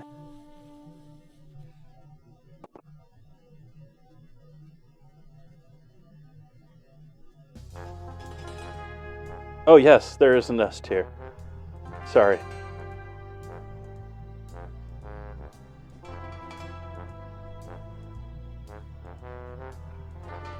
Ham, yeah, because ham's got to be above ground beef on a pie. Even though I am not, that's another one. Ham's pretty low on my list of meats. I am not a fan of most processed hams. They have this like metallic flavor to them that no bueno. No thank you.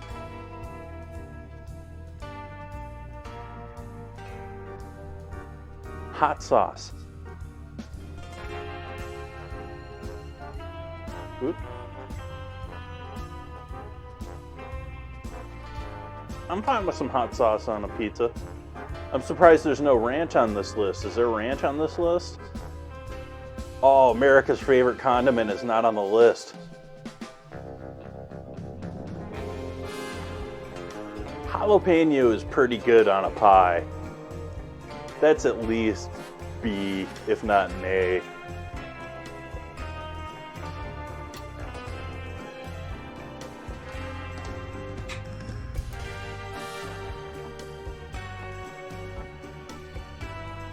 Invalid list.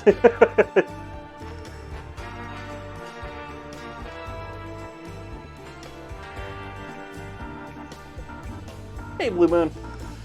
Yep, we're ranking pizza toppings tonight. I've been doing, also with the new earlier Sunday schedule, I've been picking recipes for Sunday that are a bit longer, hence oven ribs, and I'm also doing a ranking each week. I'm posting the rankings in the Discord if you want to debate me on it. We already have 2 of them in there from the past. We have ice cream flavors and fast food restaurants in there already. I'll put that in there while we're here, but mushroom. Mushroom's another one that's usually too big a hunks. Not a good time. You can thin slice them if they're almost paper thin and they're lovely. But that's the rarity.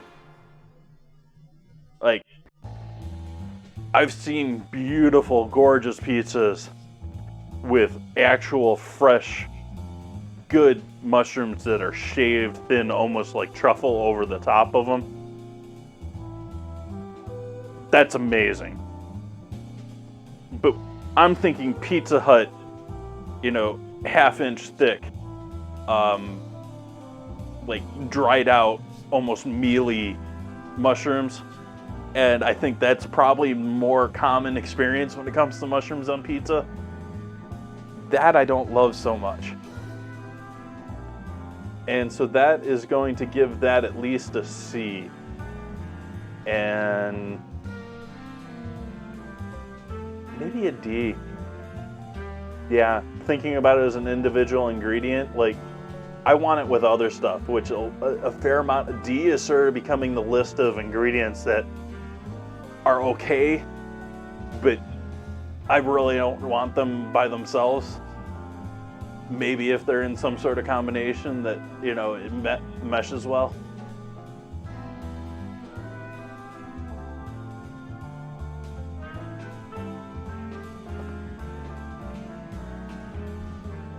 Olive oil. If it's done on a good pizza pie with a really good olive oil, up here, 99% of the time, it's right back there, because it's going to be pizza place getting the jug of olive oil from cash and carry. Glug, glug, glug, glug, glug, glug. You know, cheapest, not flavorful oil whatsoever. And that gets it a D without question. Now, if you're giving me some good quality, maybe even locally produced, or at least in nation produced, flavorful olive oil, like if you ever gone olive oil tasting and had some really flavorful olive oils, absolutely, then it's an A ingredient, maybe even an S tier ingredient. But that's not the standard. That's not the normal. That's not what I expect from a pizzeria. Onion. This one's probably going to throw some people off.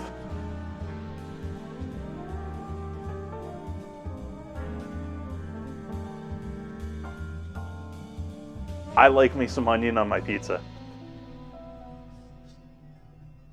Diced up or extremely thin sliced. I don't want those, I don't want it julienned,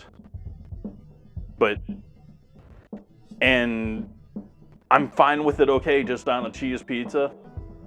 I'd be cool with that. It's probably not what I'm gonna order, and it goes with so many things. For the price point though, maybe, yeah, price point I should probably put it at a B, because most pizza toppings are overpriced. And the cost of an onion is nothing. But so you're probably losing money getting it as a topping on your pizza. But yeah, is oregano, like, oregano's right there with basil for me on this list. Like, I sure feel like you're gonna have basil and oregano in there typically already. Unless it's some sort of special pie where you're using some other. And so, yeah.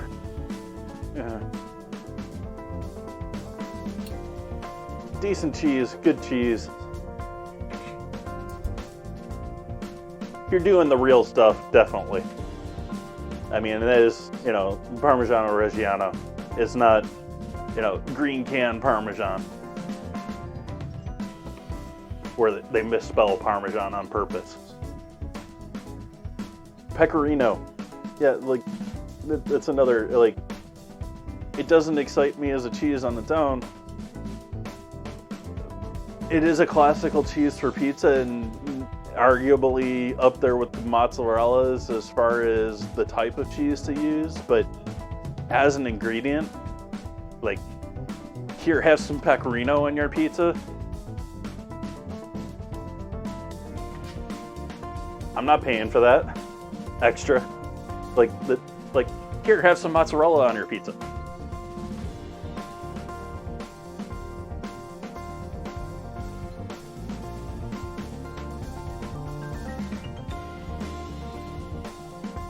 I have banana peppers already on here, but pepperoncini, they're showing them as whole. And like whole, I don't want them whole. Like that's back down here with the cherry tomatoes, skin level way too high. If you're chopping them up, you're doing thin sliced.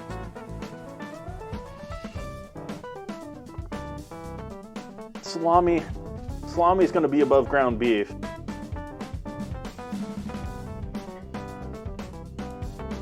I mean, you could say these things are largely the same thing, and I would be fine if someone served me this instead of that, but this is the king.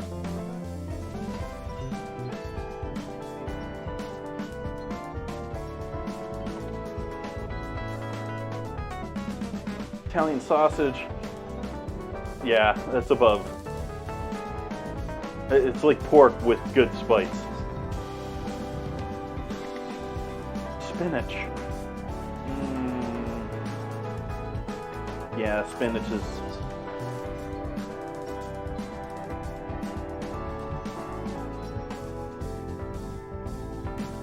Pesto, meh.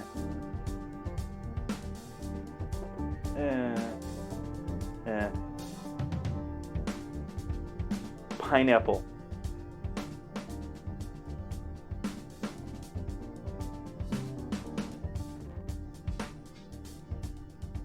It's damn tasty, but no one does it right, as with many other things. So.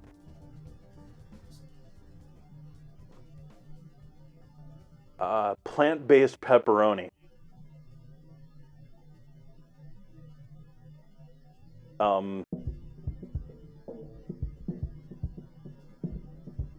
I mean, it's pepperoni.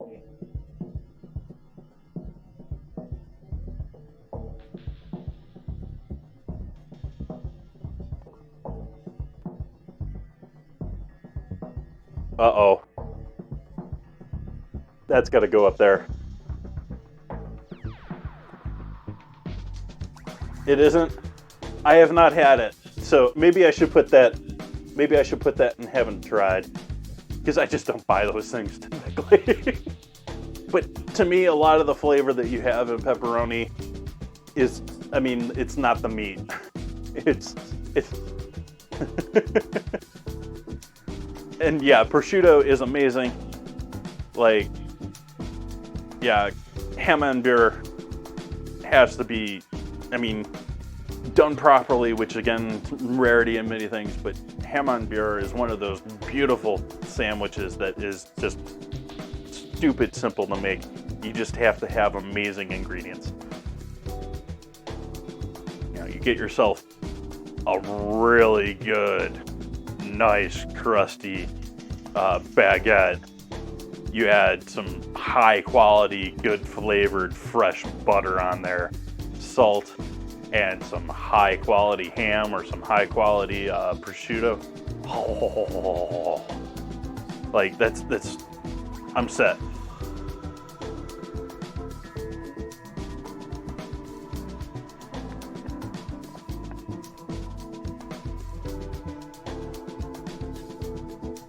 Like that actually brings me back to college, because Culinary Institute, typically you have student lunch, but for a period of time there, my time in classes didn't really line up well with making it over there. I forget what it was, if I was in a different building or something like that.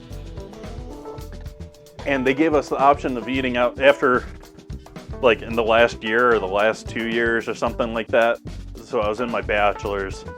I wasn't in AOS still. And they allowed us to eat at the cafe, and the cafe had a Camembert. And yeah, that happened quite regularly. At least for that like semester, or well, I say semester, and like we had blocks. Like it was different from most. My understanding is they've gone to semesters now since I left. But when I went to the Culinary Institute, the associate's program was bringing in new students and having graduations essentially every 3 weeks, every 3 to 6 weeks.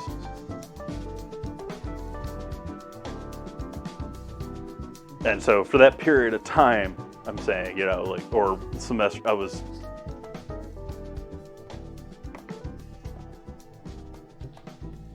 All right, provolone. Like, I don't know why this is on this list again. This goes down here. This is essentially saying that you're going to put cheap mozzarella on there in my mind, because I don't think of provolone, and I don't think of it as being a high quality cheese or a brand cheese. I think of it as the cheap mozzarella you put on a sandwich. And so it's essentially, like, it's not bad on a pizza. I don't have a problem with it on a pizza, but I don't know why it's on this list, because I much rather have some yeah, there's other options that are much better. I don't see it as something special that's supposed to be on that list. Like, the more I think about it and the more I talk about it, the more I'm thinking that just shouldn't be on this list.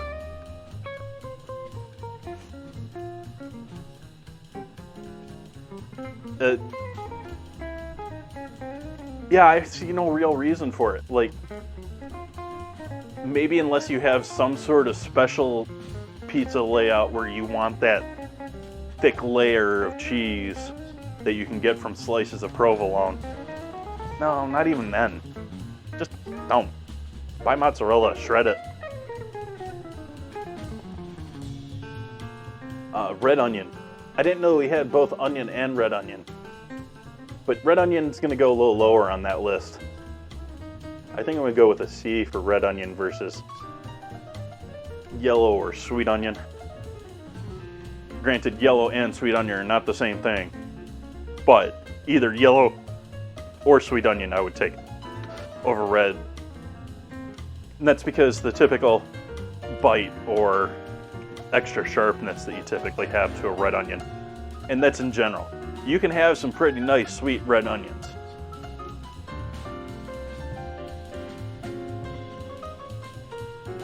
Red peppers definitely higher than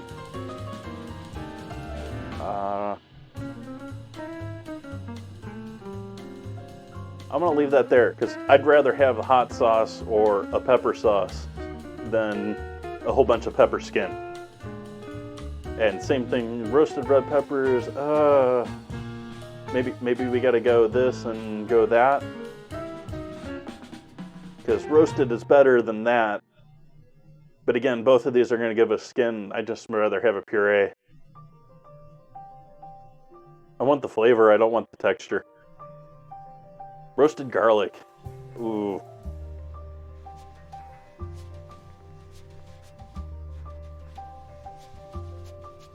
And roasted garlic. One of those things that, again, with the cheap mom and pop pizza places that I see, you have that 6-pan of just like the jarred garlic that's like all full of oil, or is like, and they just like it just like drops in clumps all over. No, we're talking roasted garlic to the point that it's roasted. You can essentially like spread it like butter if you want to. Yes, that's an A-tier ingredient. Yes, I have serious problems with jarred garlic. Many times canned meats, it also typically has a little bit of a flavor. You can tell someone's using it.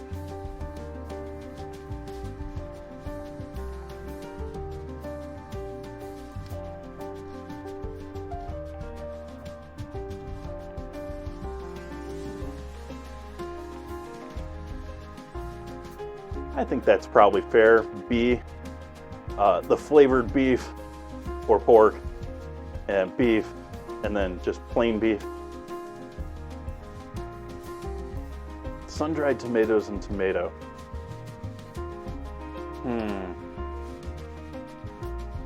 I'm not a huge fan of tomatoes on my pie, but I mean, in the right use, I'll take either one of these.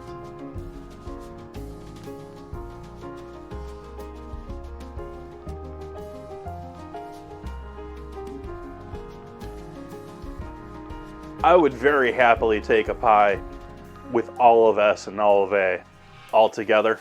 That'd be amazing. You start adding all of B and you start getting into some weird conflicts there, but it'd still probably be okay. Like, I don't really want the goat cheese in there with everything else. We definitely don't need both kinds of mozzarella in there with everything else. Exactly, John Rando. We got tomato sauce. We don't need sliced tomatoes, raw tomato on top of that. On top of that, it's another one of those ingredients, like we said before, with the mushrooms and the pineapple. Typically, if you're putting fresh tomato on something, it's like, like inch cubes or, 1/4-inch thick slices. And no, it's going to be half cooked.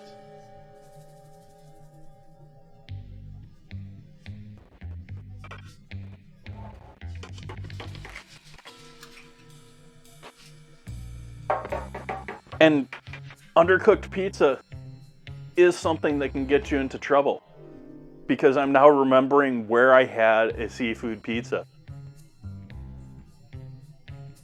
You can probably look this up in the news.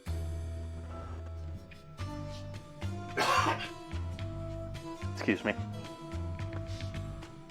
There was a restaurant in Napa that was known for serving pizzas. And they got sued for getting someone sick by serving an undercooked seafood pizza.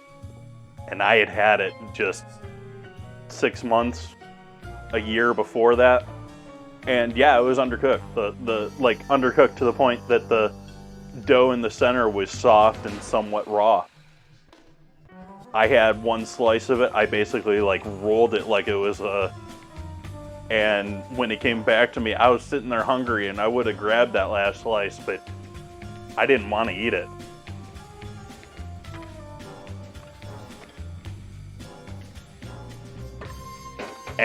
But yeah, like I said, 6 months, a year later, they got in trouble. I don't know how much trouble, if they were following the law. Like, they undercooked it, but they had proper insurance. Because California does require you to have at least $1 million in coverage of insurance for food establishments.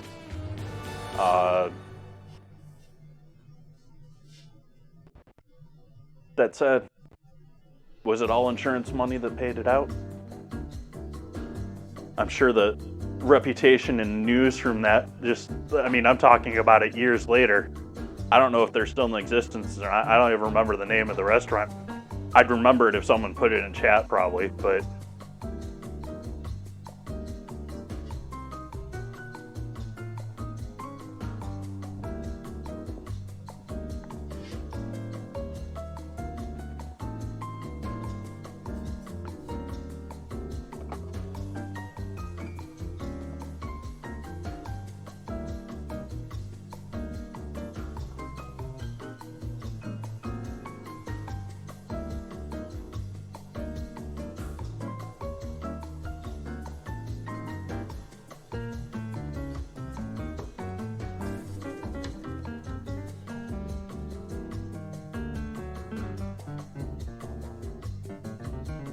sorry, flashbang.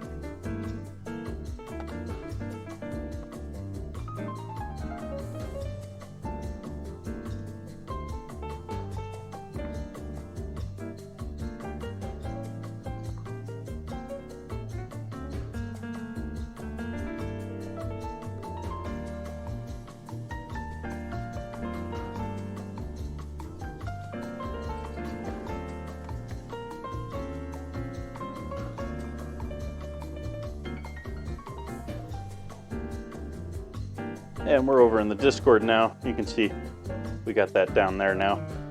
So you can go ahead and make your opinions after our first two here.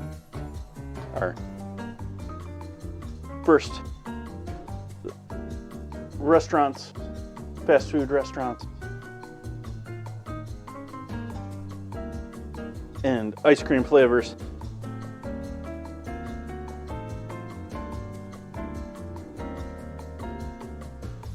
now have.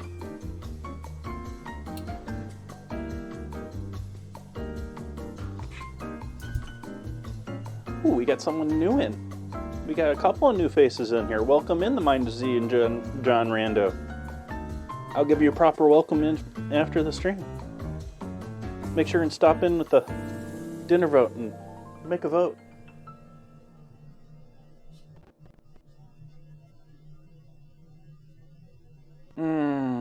Bacon.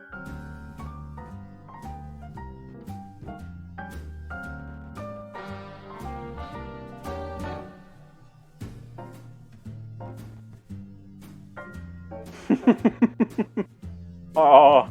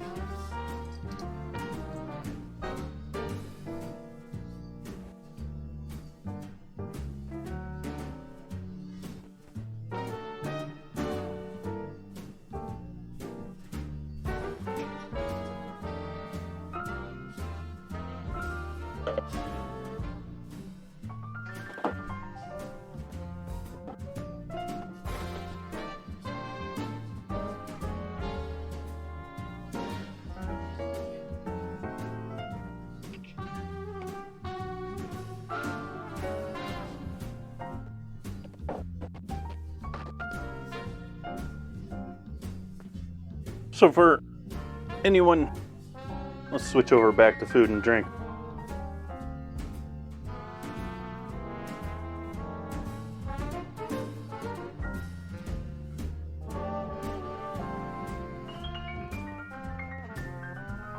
So for anyone curious, for anyone that caught the Minecraft marathon in the past or failed marathon, I am thinking tomorrow night I'm going to be back on kick.com. I'm thinking I'm going to do an update and let everyone know how I'm done and progressed with my world since the first initial.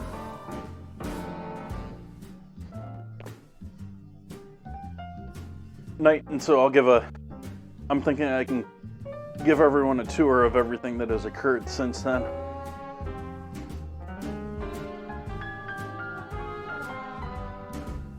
And this needs to go in the fridge.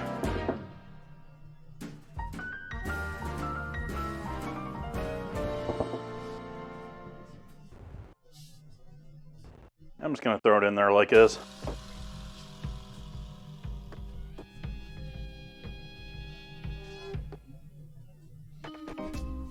Not worried about it drying out too much.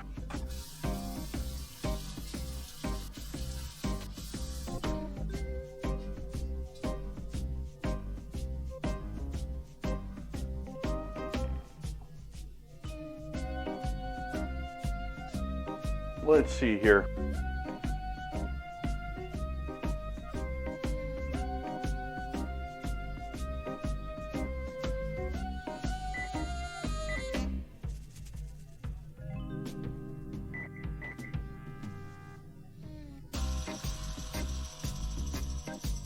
Those ribs have been in there a decent amount of time at this point.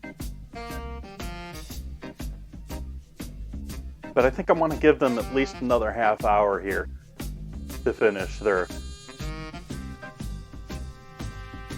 So I think I'm going to take an AFK here. And we'll hang out for another 15-20 minutes before we pull those out and see how our ribs turned out. Maybe I can make a barbecue sauce here for with things. For when the ribs come out, we can baste it with some sauce. They're probably going to be delicious looking anyways, but... so I'm going to take a 15-minute or so. We'll do an ad break instead of the infomercial. And I'll see you folks in a few. Folks, why do you eat Wheaties? We like it. But did you know it's always been whole wheat with all the bran, and bran is one of nature's best sources of food fiber. That's news to us. Wheaties breakfast this morning? Sure, it helps me feel fit. But do you know Wheaties has bran fiber your body may need? That's news to me. Why Wheaties? Oh, we love the taste. I have for years. But do you know for years you've been getting something extra for your diet? Bran fiber? Well, that's news to me. Wheaties. It's brand news. Everybody needs energy-packed Sunbeam bread. Yes, it's all aboard for fun in the park, but Junior hasn't got energy enough for fun. He'd sure like to ride that horse. Hey, what's this? An energy-packed Sunbeam sandwich. You bet every delicious slice of Sunbeam bread sure does pack a big energy wallop. There's nothing like Sunbeam Energy to help you stay on the beam. Now, look at them go. On Sunbeam Energy, they sure do enjoy life. Everybody needs the kind of real zip and zing pep that delicious Sunbeam bread gives you. Yes, stay on the beam with energy-packed Sunbeam bread. All day long, eat Sunbeam bread and renew energy as you burn it up. Eat delicious Sunbeam bread.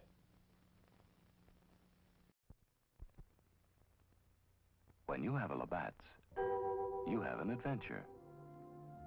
Canadian Light, that's Labatt's. It's a great new taste in beer. Enjoy import quality at USA prices. Have an adventure. Have a Labatt's.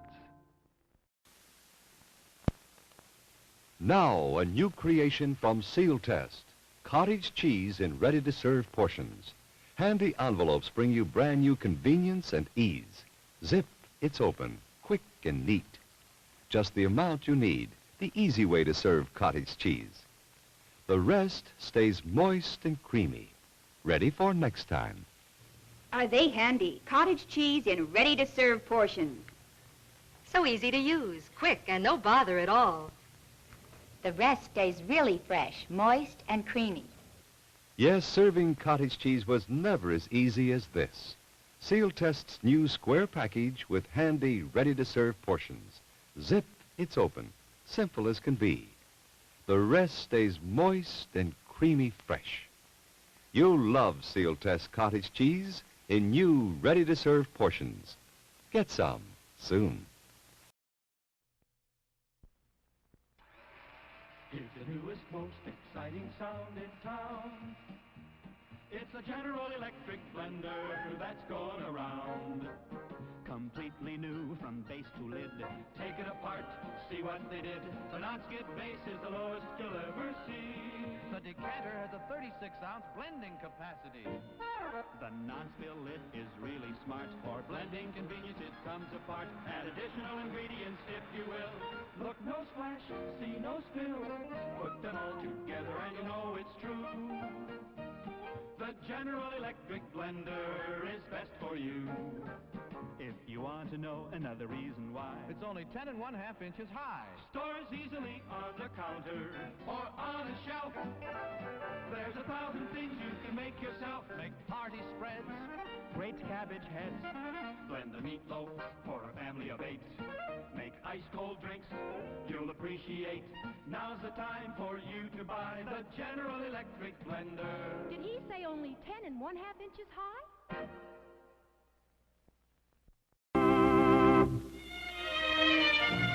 If you've ever been to Venice, you remember the gondolas and the picturesque waterways. And you remember the food, too. Superb food, prepared with that very special Italian touch. The same special Italian touch that Chef Boyardee sauce with meat can give to your meals over here.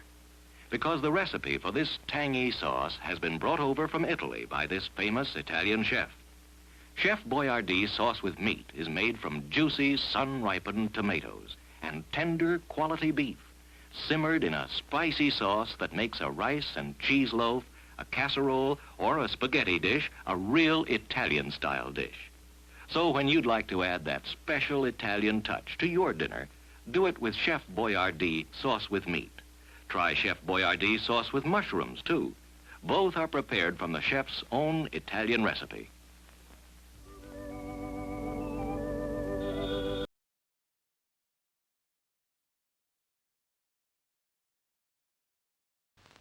Hey, kids, look what's new. A brand new cereal just for you. Twinkles, the new star-shaped cereal in the storybook package. See? Inside, delicious, crispy, crinkly stars. And outside, a real storybook. All about Twinkles, the magic elephant. See him fly with his rotor tail. Watch him do tricks with his magic trunk. Meet Twinkle's friends, Fulton the inventor, Sanford the parrot, Wilbur the monkey, and more. Read all about their adventures on every storybook package of Twinkles. And wait till you taste those golden little stars, filled with the goodness of energy oats and corn. Remember, only Twinkles has the storybook package. Just tear the magic line and your storybook opens. Twinkles, the new star-shaped cereal in the storybook package.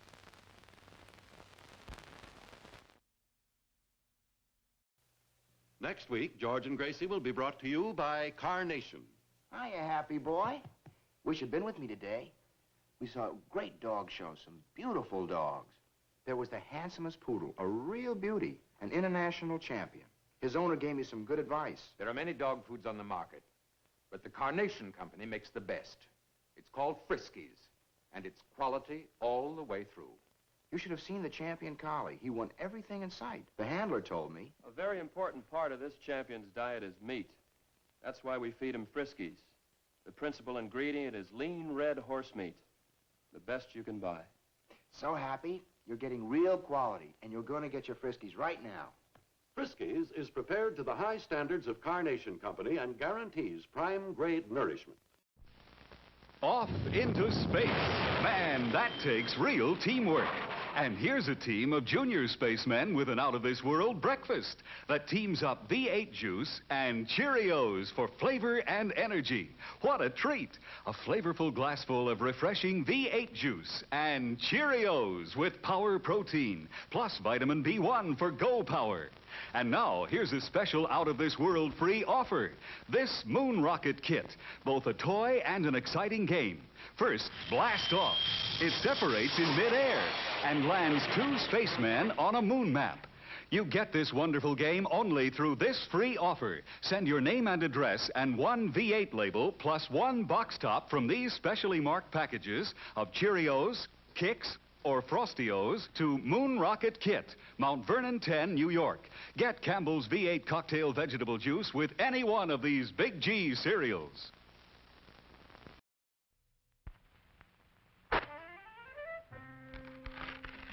There's no other box of facial tissues like this. Scotty's new Magic Oval box. Only Scotty's give you tissues that float up gently, one at a time, and come out in neat handfuls, too, because there's a Magic Oval inside every new Scotty's box. Only Scotty's Magic Oval can give you tissues that float up, smooth and easy. No tugging, no tearing, no extra tissues tagging along. And Scotty's Magic Oval does even more. It lets you reach in for tissues by the handful, all neatly folded, just right for pocket or purse. Scotty's new Magic Oval box is pretty, too. And inside, soft, strong, sneeze-proof Scotty's.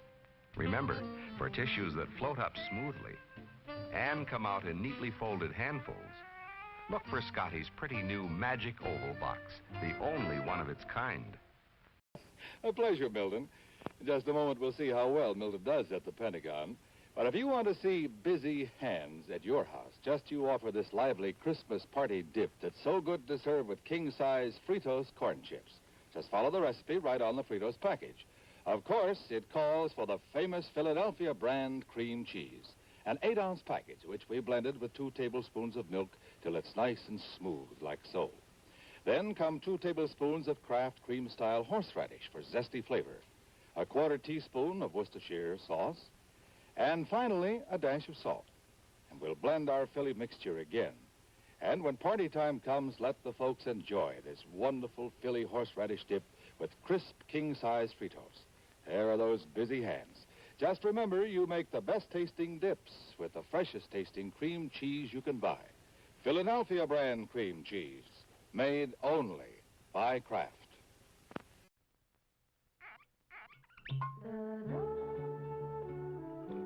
Alexis Lachine wines are full of flavor. Alexis Lachine wines are dry. Alexis Lachine wines are mellow. Drink an Alexis Lachine wine with any kind of food. Or anytime you feel like relaxing with a drink. Alexis Lachine, fine French wines.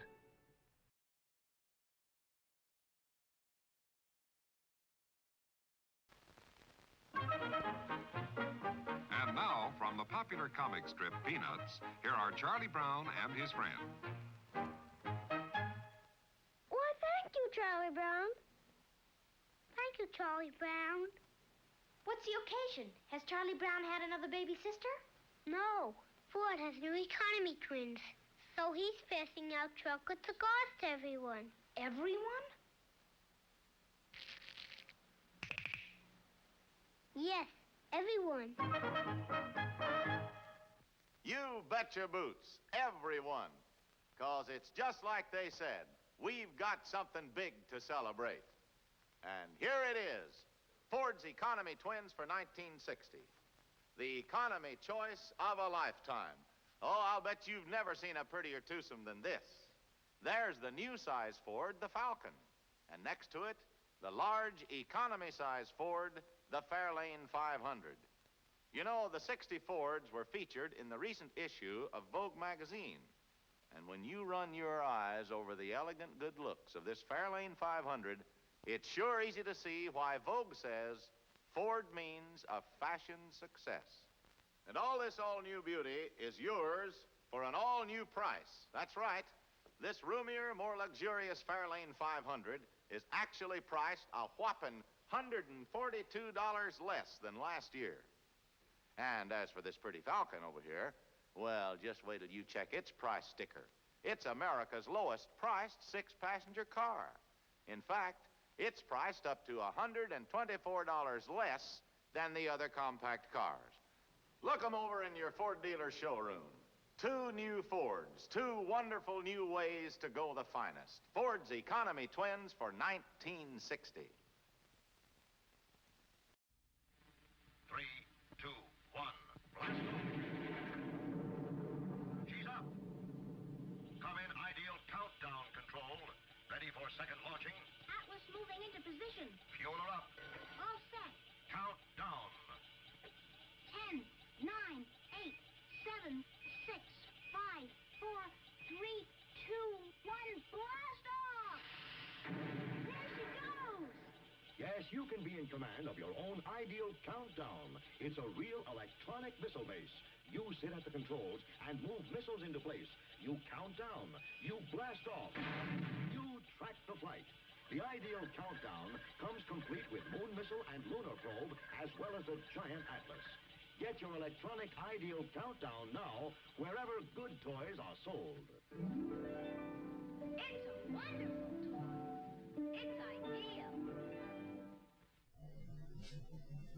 All right, welcome back, everyone. Hello, camera. Welcome back, everyone. Welcome back. Welcome back.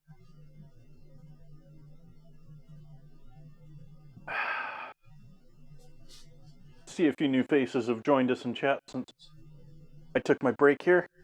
Fill everyone in on what loveliness is going on here. It's Sunday, so we're doing a longer recipe. I've got some ribs going. I got a full rack of ribs going in the oven. I want to give them at least another 20 minutes or so, maybe 30 minutes from here. And so we're going to start on finishing up some of our other stuff. We got some potatoes on the oven, on the stove here, ready to start boiling, so I'm going to turn those on. Get those start heating up. We've got our pea salad already made up, already ready to go. That's all set. That's just chilling in the fridge.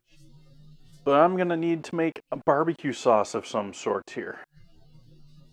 Actually, I can cheat and reuse this bowl that I used for the seasoning earlier.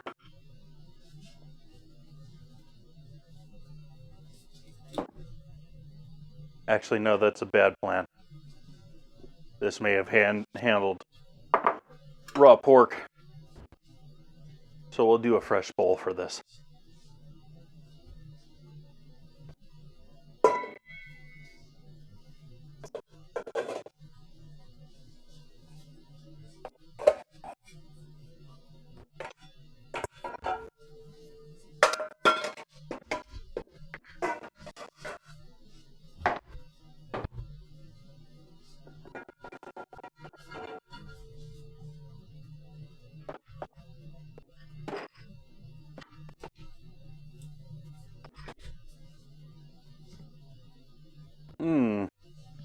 Actually, I'm going to use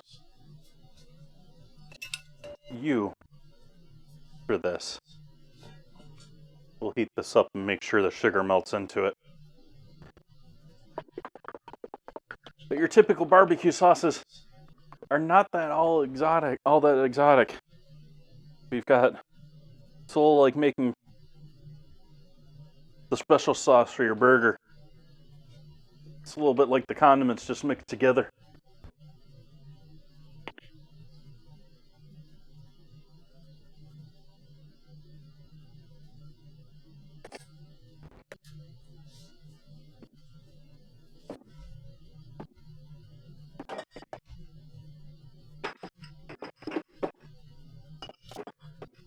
This sounds like an interesting addition.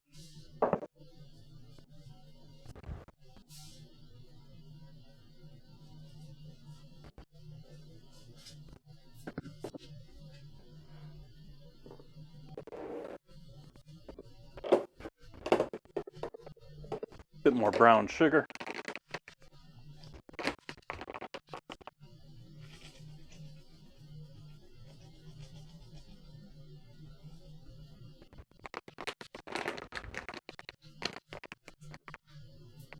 Oh hey, we could use some music too.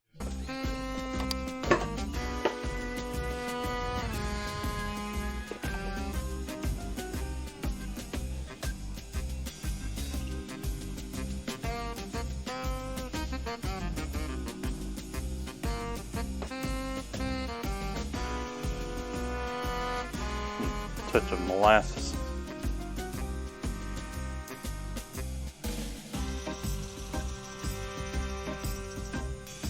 Broken cap and all.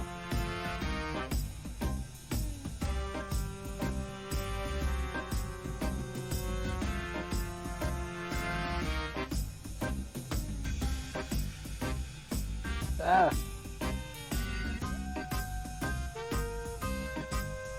A little extra molasses in there.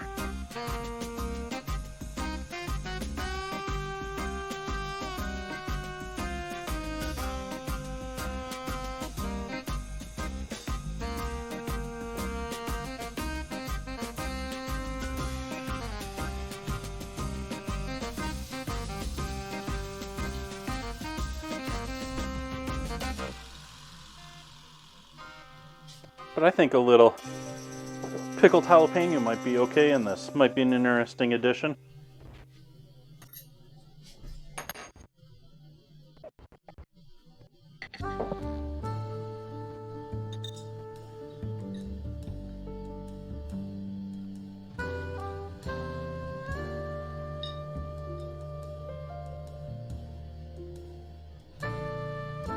We'll skip the top off of the pepper there.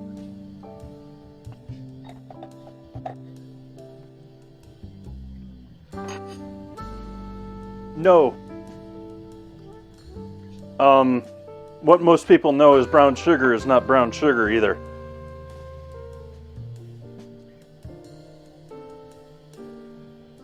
True brown sugar is not separated at all.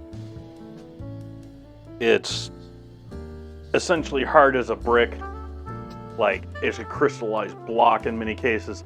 It very much does not stay as a granulated sugar. It is not fun to work with compared to your typical sugars that are already ground for you, ready to go. And so true brown sugar would have molasses in it. And you could probably extract molasses from it. However, what we have in the vast majority of cases, what this is without question, is a processed sugar where they have taken that raw sugar and then broken it down to granulated sugar, and then they add molasses in to make it back more like traditional brown sugar, but still usable more for the home.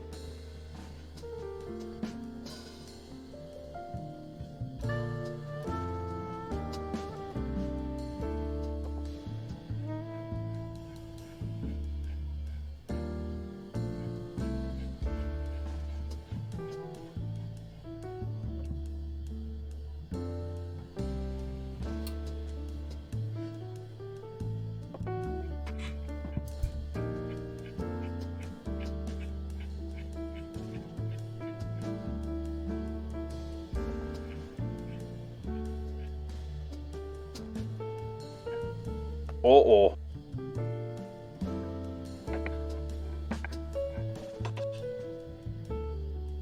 No one likes that blue screen to death.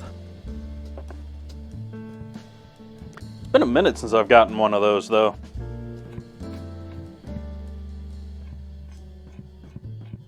Nowadays, it's more of a you've got serious hardware issues problem.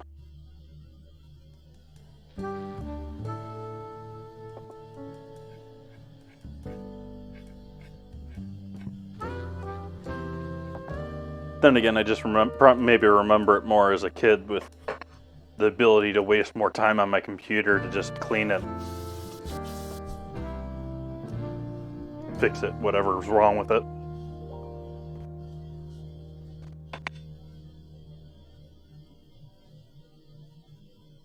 May have went a little wild here on the jalapeno. Oh well.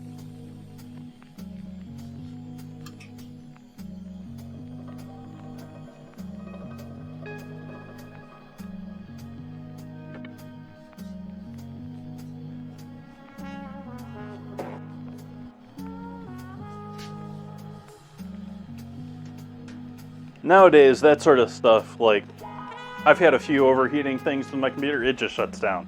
It doesn't complain. It doesn't give me an error. It just says no, stops.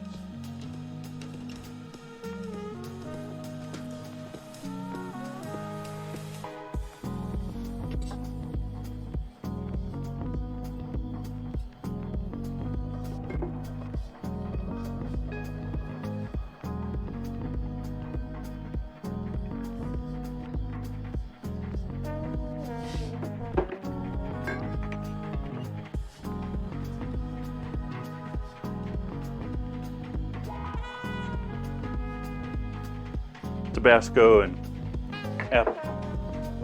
apple cider vinegar.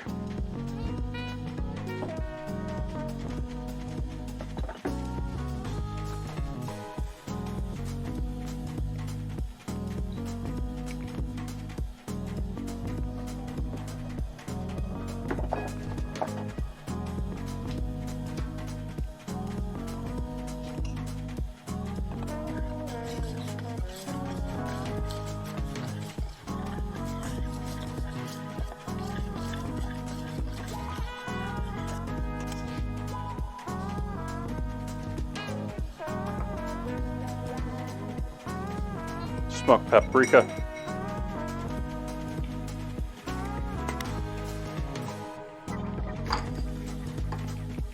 Regular paprika.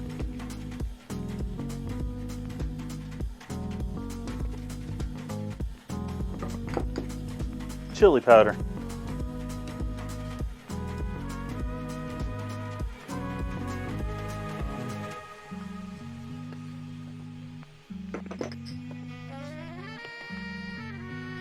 Cumin.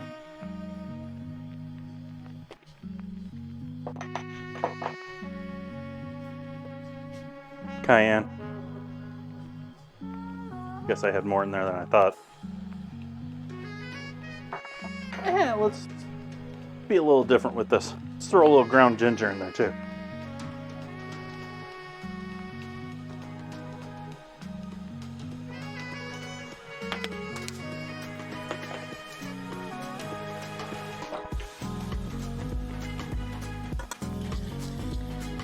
Salt, pepper, MSG. Boiling potatoes.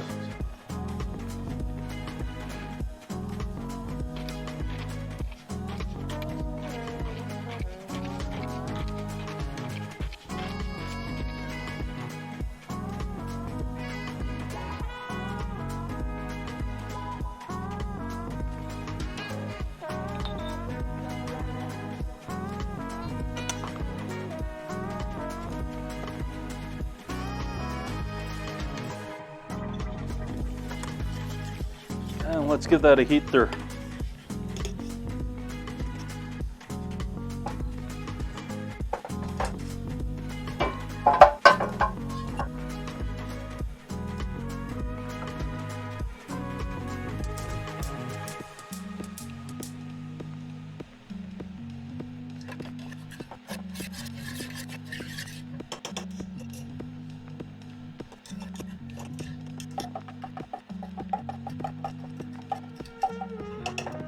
Trying to mix everything that's on the spoon in there.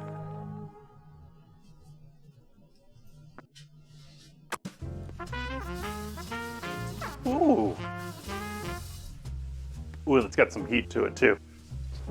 That cayenne's bringing in the back. I didn't use this.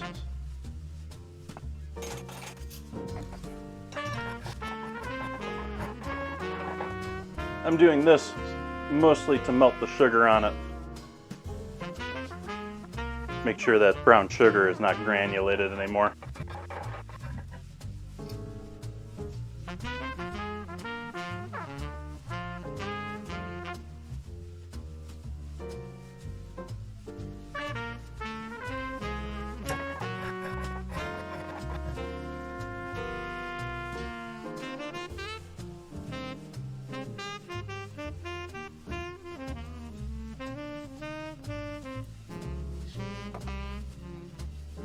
Do that while I'm sitting here for a minute.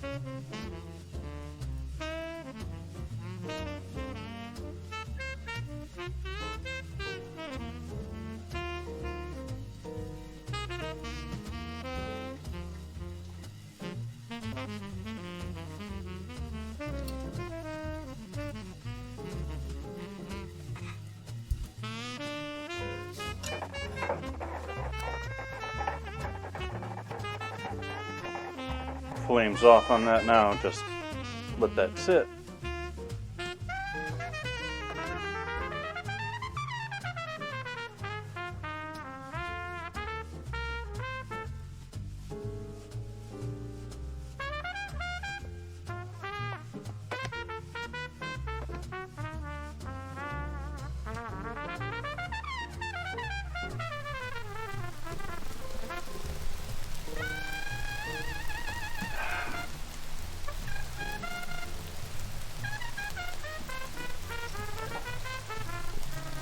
Let's see if this works with a bit of lemon in here.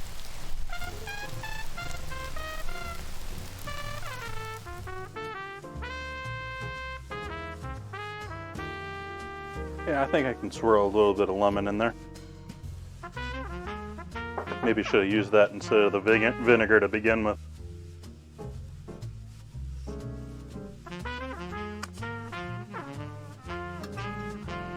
Ooh, that's adding a nice kick to that. I'm gonna add a bit more.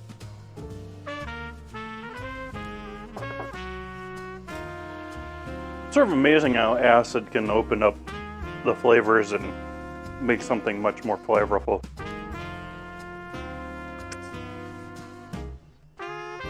There's a couple of flavor combos. There's a number of things that do that very well. I'm a big fan of the combo. I say a big fan, and I only get it once in a blue moon. But the combination of Fernet or Fernet Blanca, do I have any? I do.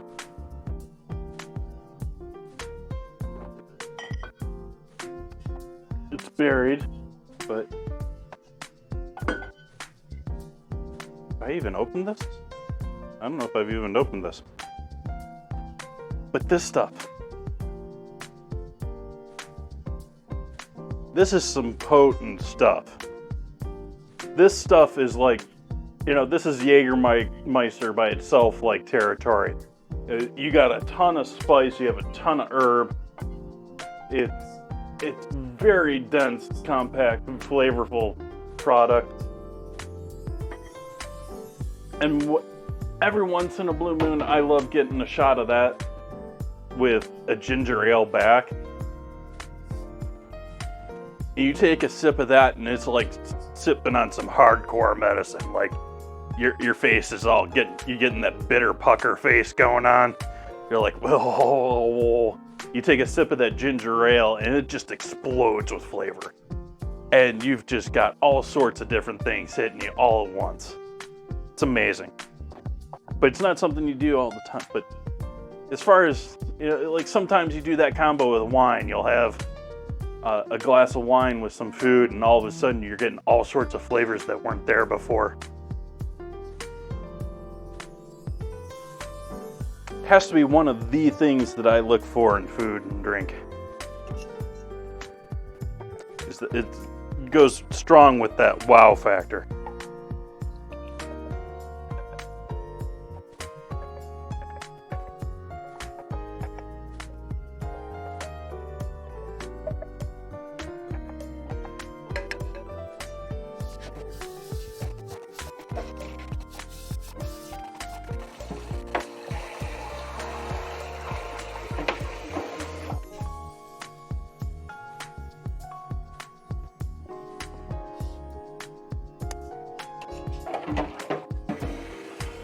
I'm doing this because I need this pan back.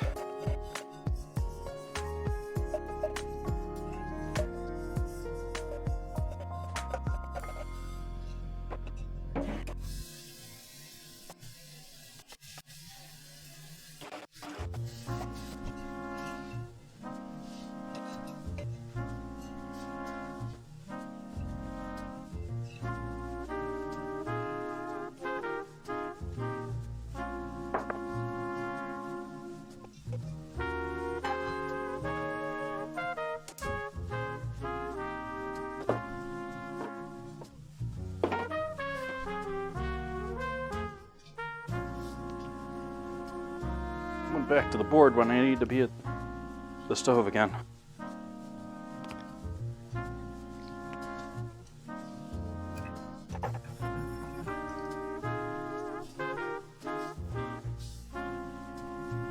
This is going to be for this.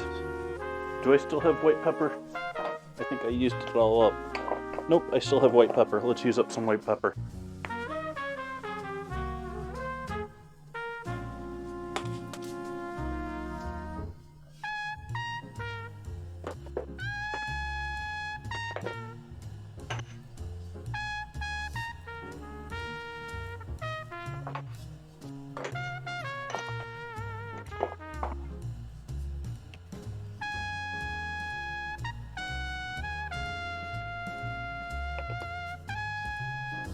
Very light hint of garlic there to go with our lemon juice and butter that we're going to put with the mashed potatoes. We already got our white pepper in there. Add a bit of MSG in there. And we'll salt this pretty heavily because we're going to be adding it with our potatoes.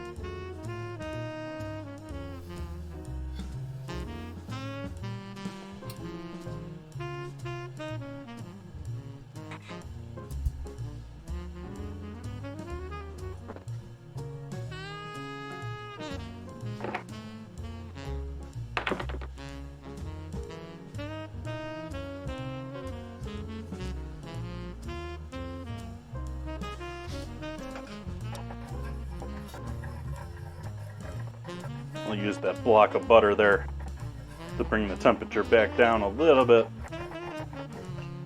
I want it melted, I want it warm, but I don't want it hot.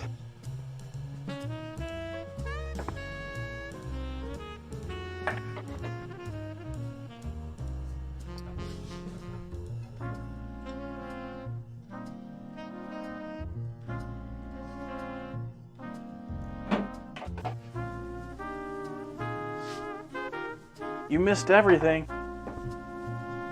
Yeah, I made the sauce.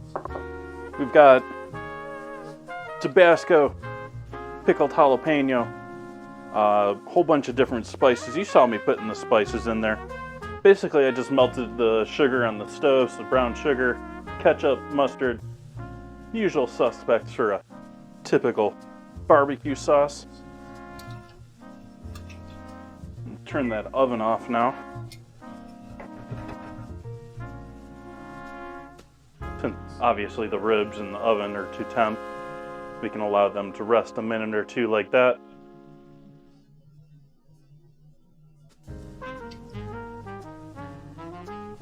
Actually, we're probably getting there where I should probably... I'm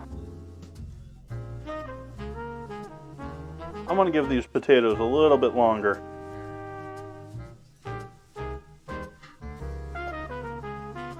Which means we can give the ribs a little bit longer, and every little bit's going to make that a little bit better. And yeah, let's...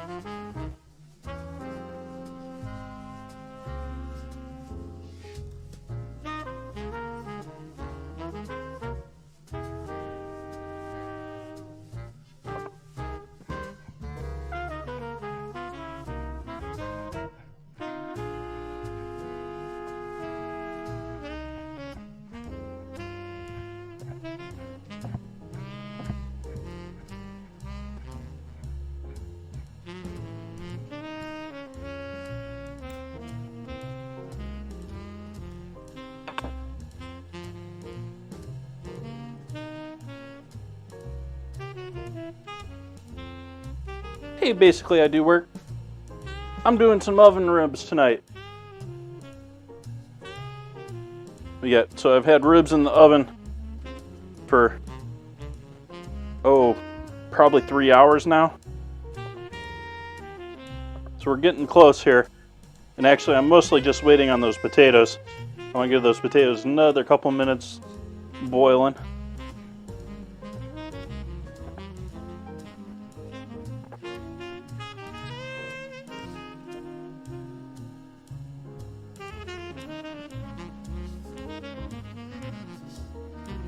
Add in the bacon with the butter there for our mashed potatoes.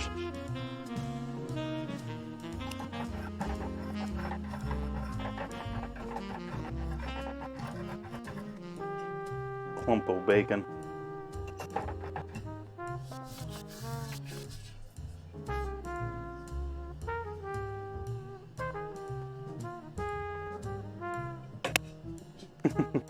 We have our homemade barbecue sauce here, made with many of the typical. I was just going through that. We've got your typical subjects for barbecue sauce, which it's usually a base of ketchup and sugar of some sort.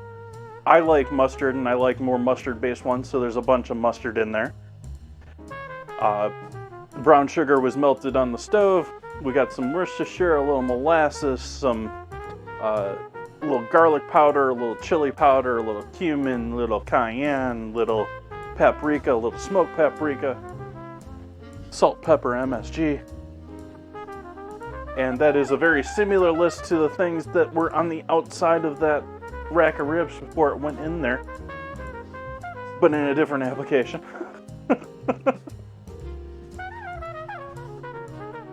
And I made a pea salad here, which we can pull that out of the fridge here. It's probably chilled down enough. We've got this deliciousness here.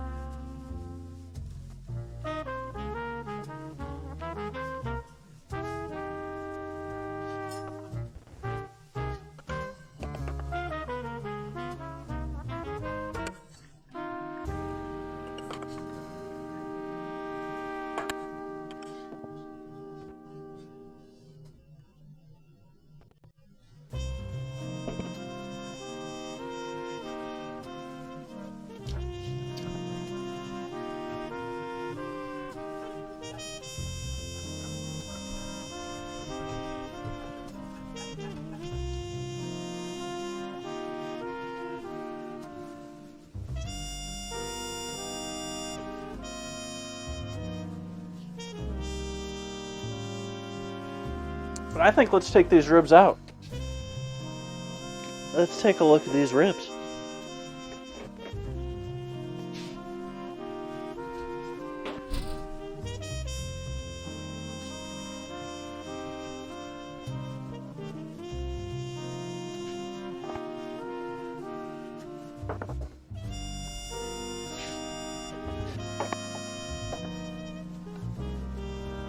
Obviously been some leakage here. Sort of tempted, wondering whether I should just leave them as is for the moment, or should I unwrap them right now? I think I want to unwrap these.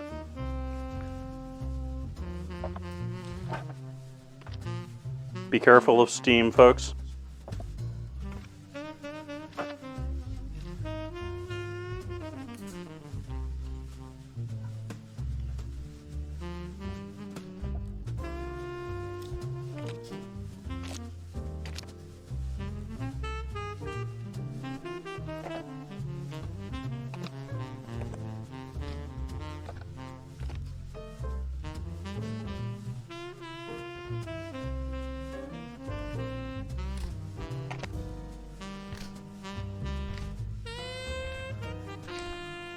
I don't know if you can see the steam shooting off of the end of that.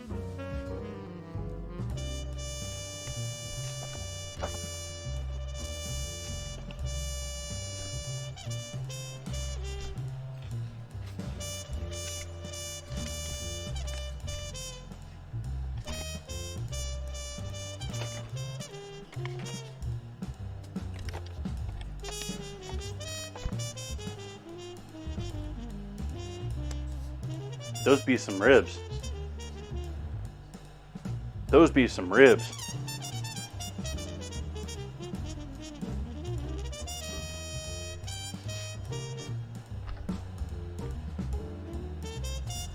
That came off easy enough.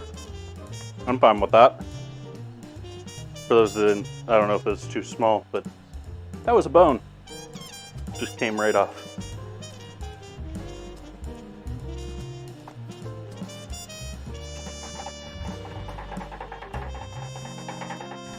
Now the question is, do I throw them in there for a little bit like that to get a little bit more of the crust on the outside? But these are all looking like we got a pretty decent. It's not like I got a lot on there to crust on there like there was a big, thick, heavy, dry layer of crust on there. I'm thinking I might stay with that just like that.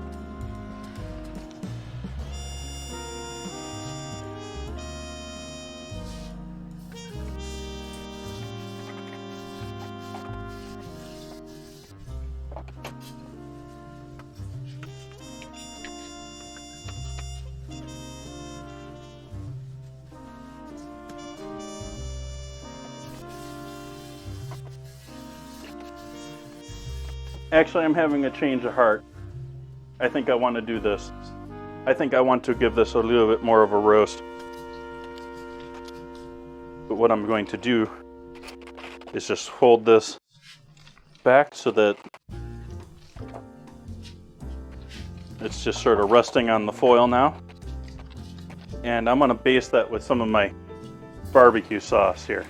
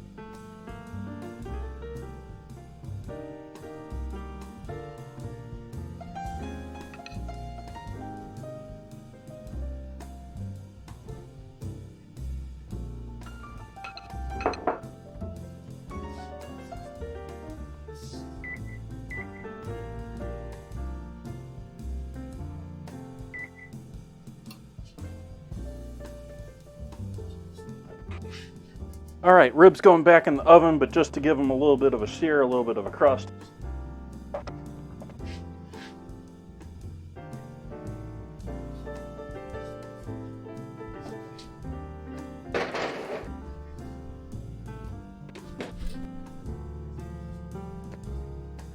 And I am preheating that oven up to 400, although, well, I'm reheating the oven up to 400, even though I had turned it off from its previous temp.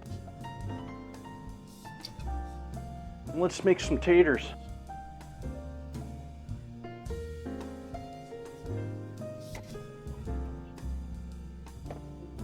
We've now got some cooked mashed potatoes, or cooked potatoes for mashed potatoes.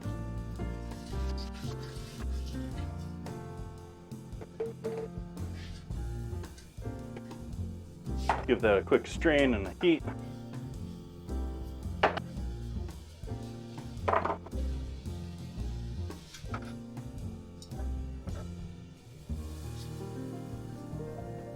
And over here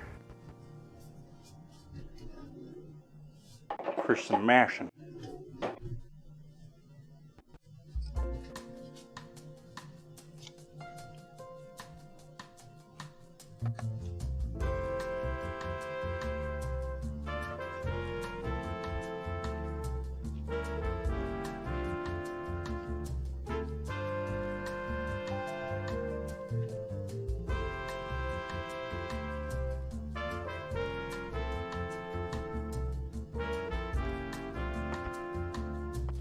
Oopsies.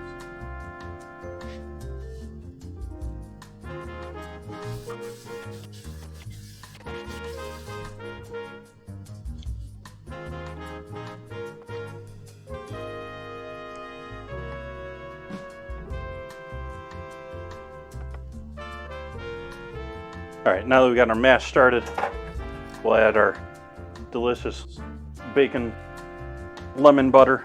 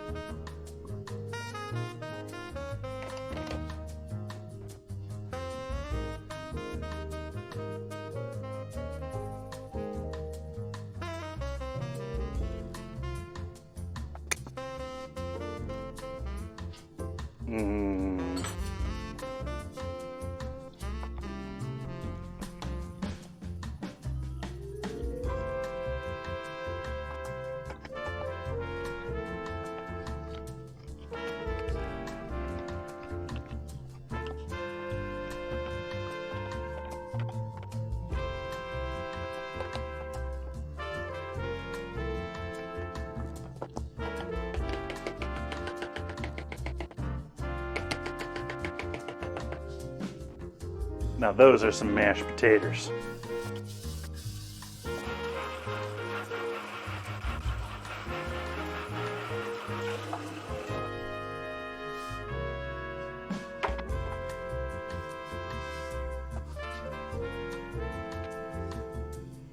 How we looking, ribs?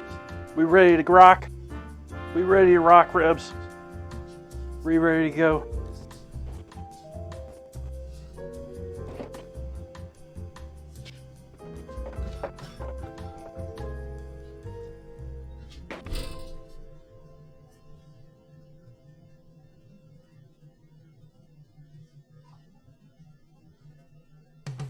maybe answer? I thought you were done with questions today, Fluffy.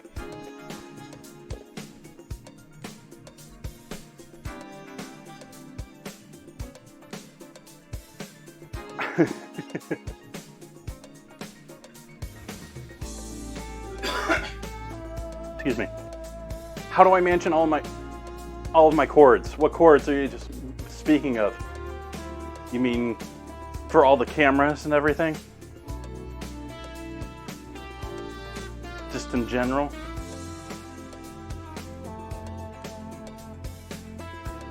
Essentially, I'm coming close to overloading my circuit over here.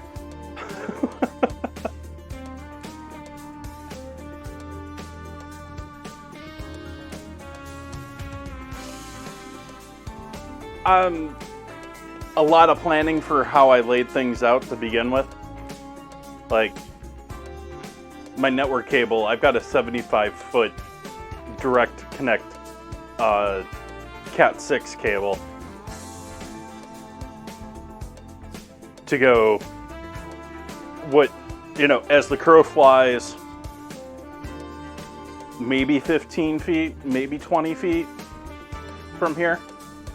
Because the cord that's going for the internet for that thing is running up along this black backsplash, across the wall, all the way behind the oven, behind the refrigerator, and then back over this way behind my bed, or not my bed, my couch, and around the room the long way.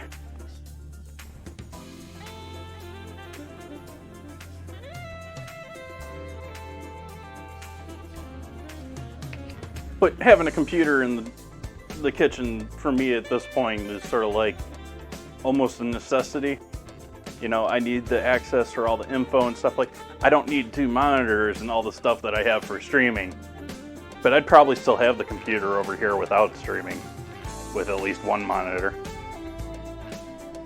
Or an old laptop or something.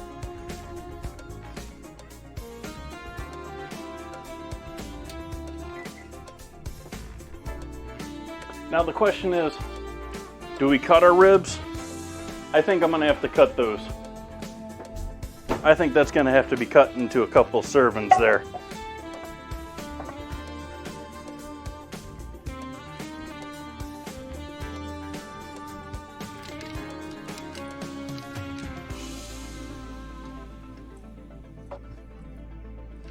Where is the bone? It feels like I'm hitting the bone everywhere I go there.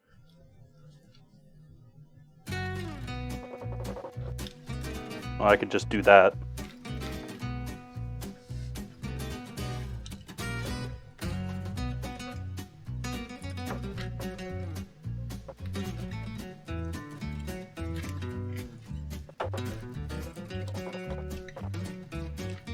So those are a little bit tender. I mean,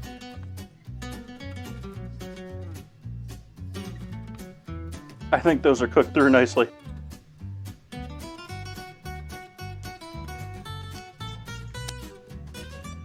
Oh yeah.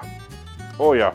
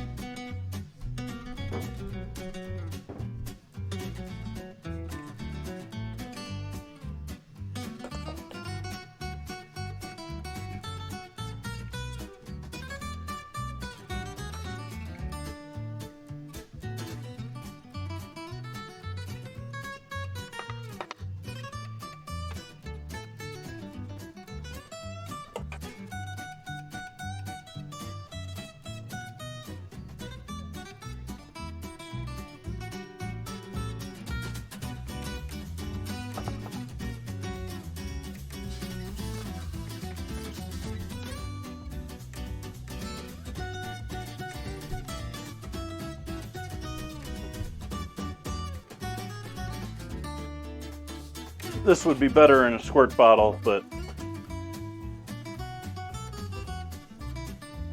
for that little bit, I'm not getting your squirt bottle dirty.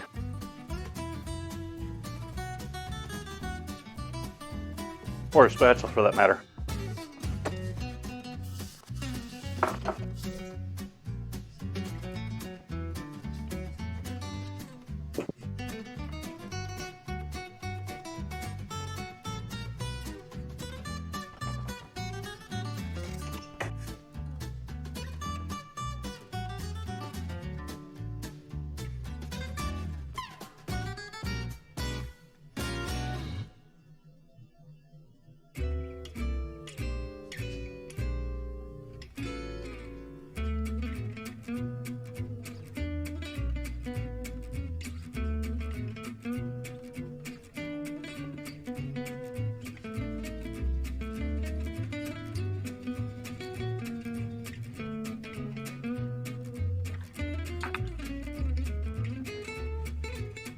Still not clean.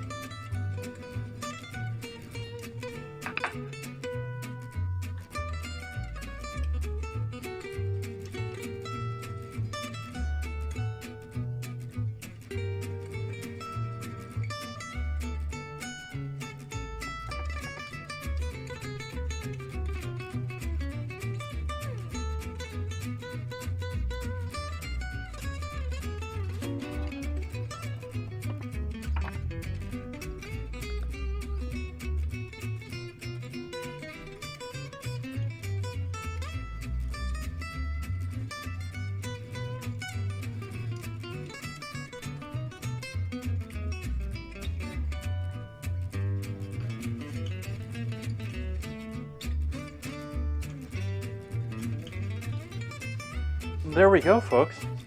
There is dinner for tonight. Got our photos in there. Got all that lovely stuff going on there.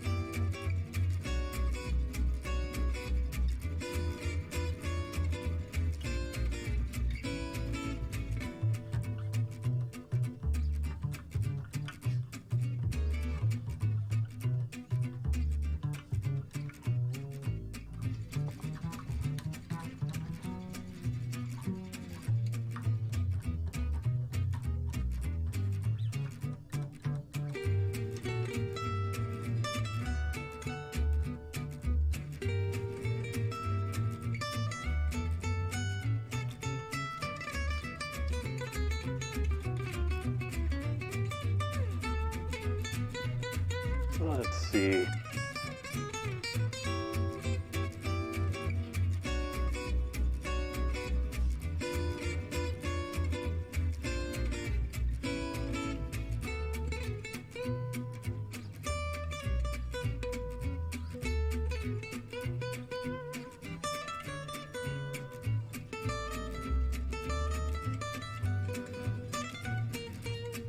All right, I think I'm gonna leave it here tonight, folks. As far as the stream, I don't think I'm gonna raid anyone tonight. Thank you all for joining in tonight. Appreciate seeing all of you in. Lots of lovely faces in here tonight. We got plans coming up in the future couple of days here. We got the vote going for Wednesday. Gonna be doing Minecraft tomorrow night on Kick. I'll be back here on Twitch for my normal Tuesday stream. I hope you all have a lovely evening, and hope to see you back soon. Good night. Bye.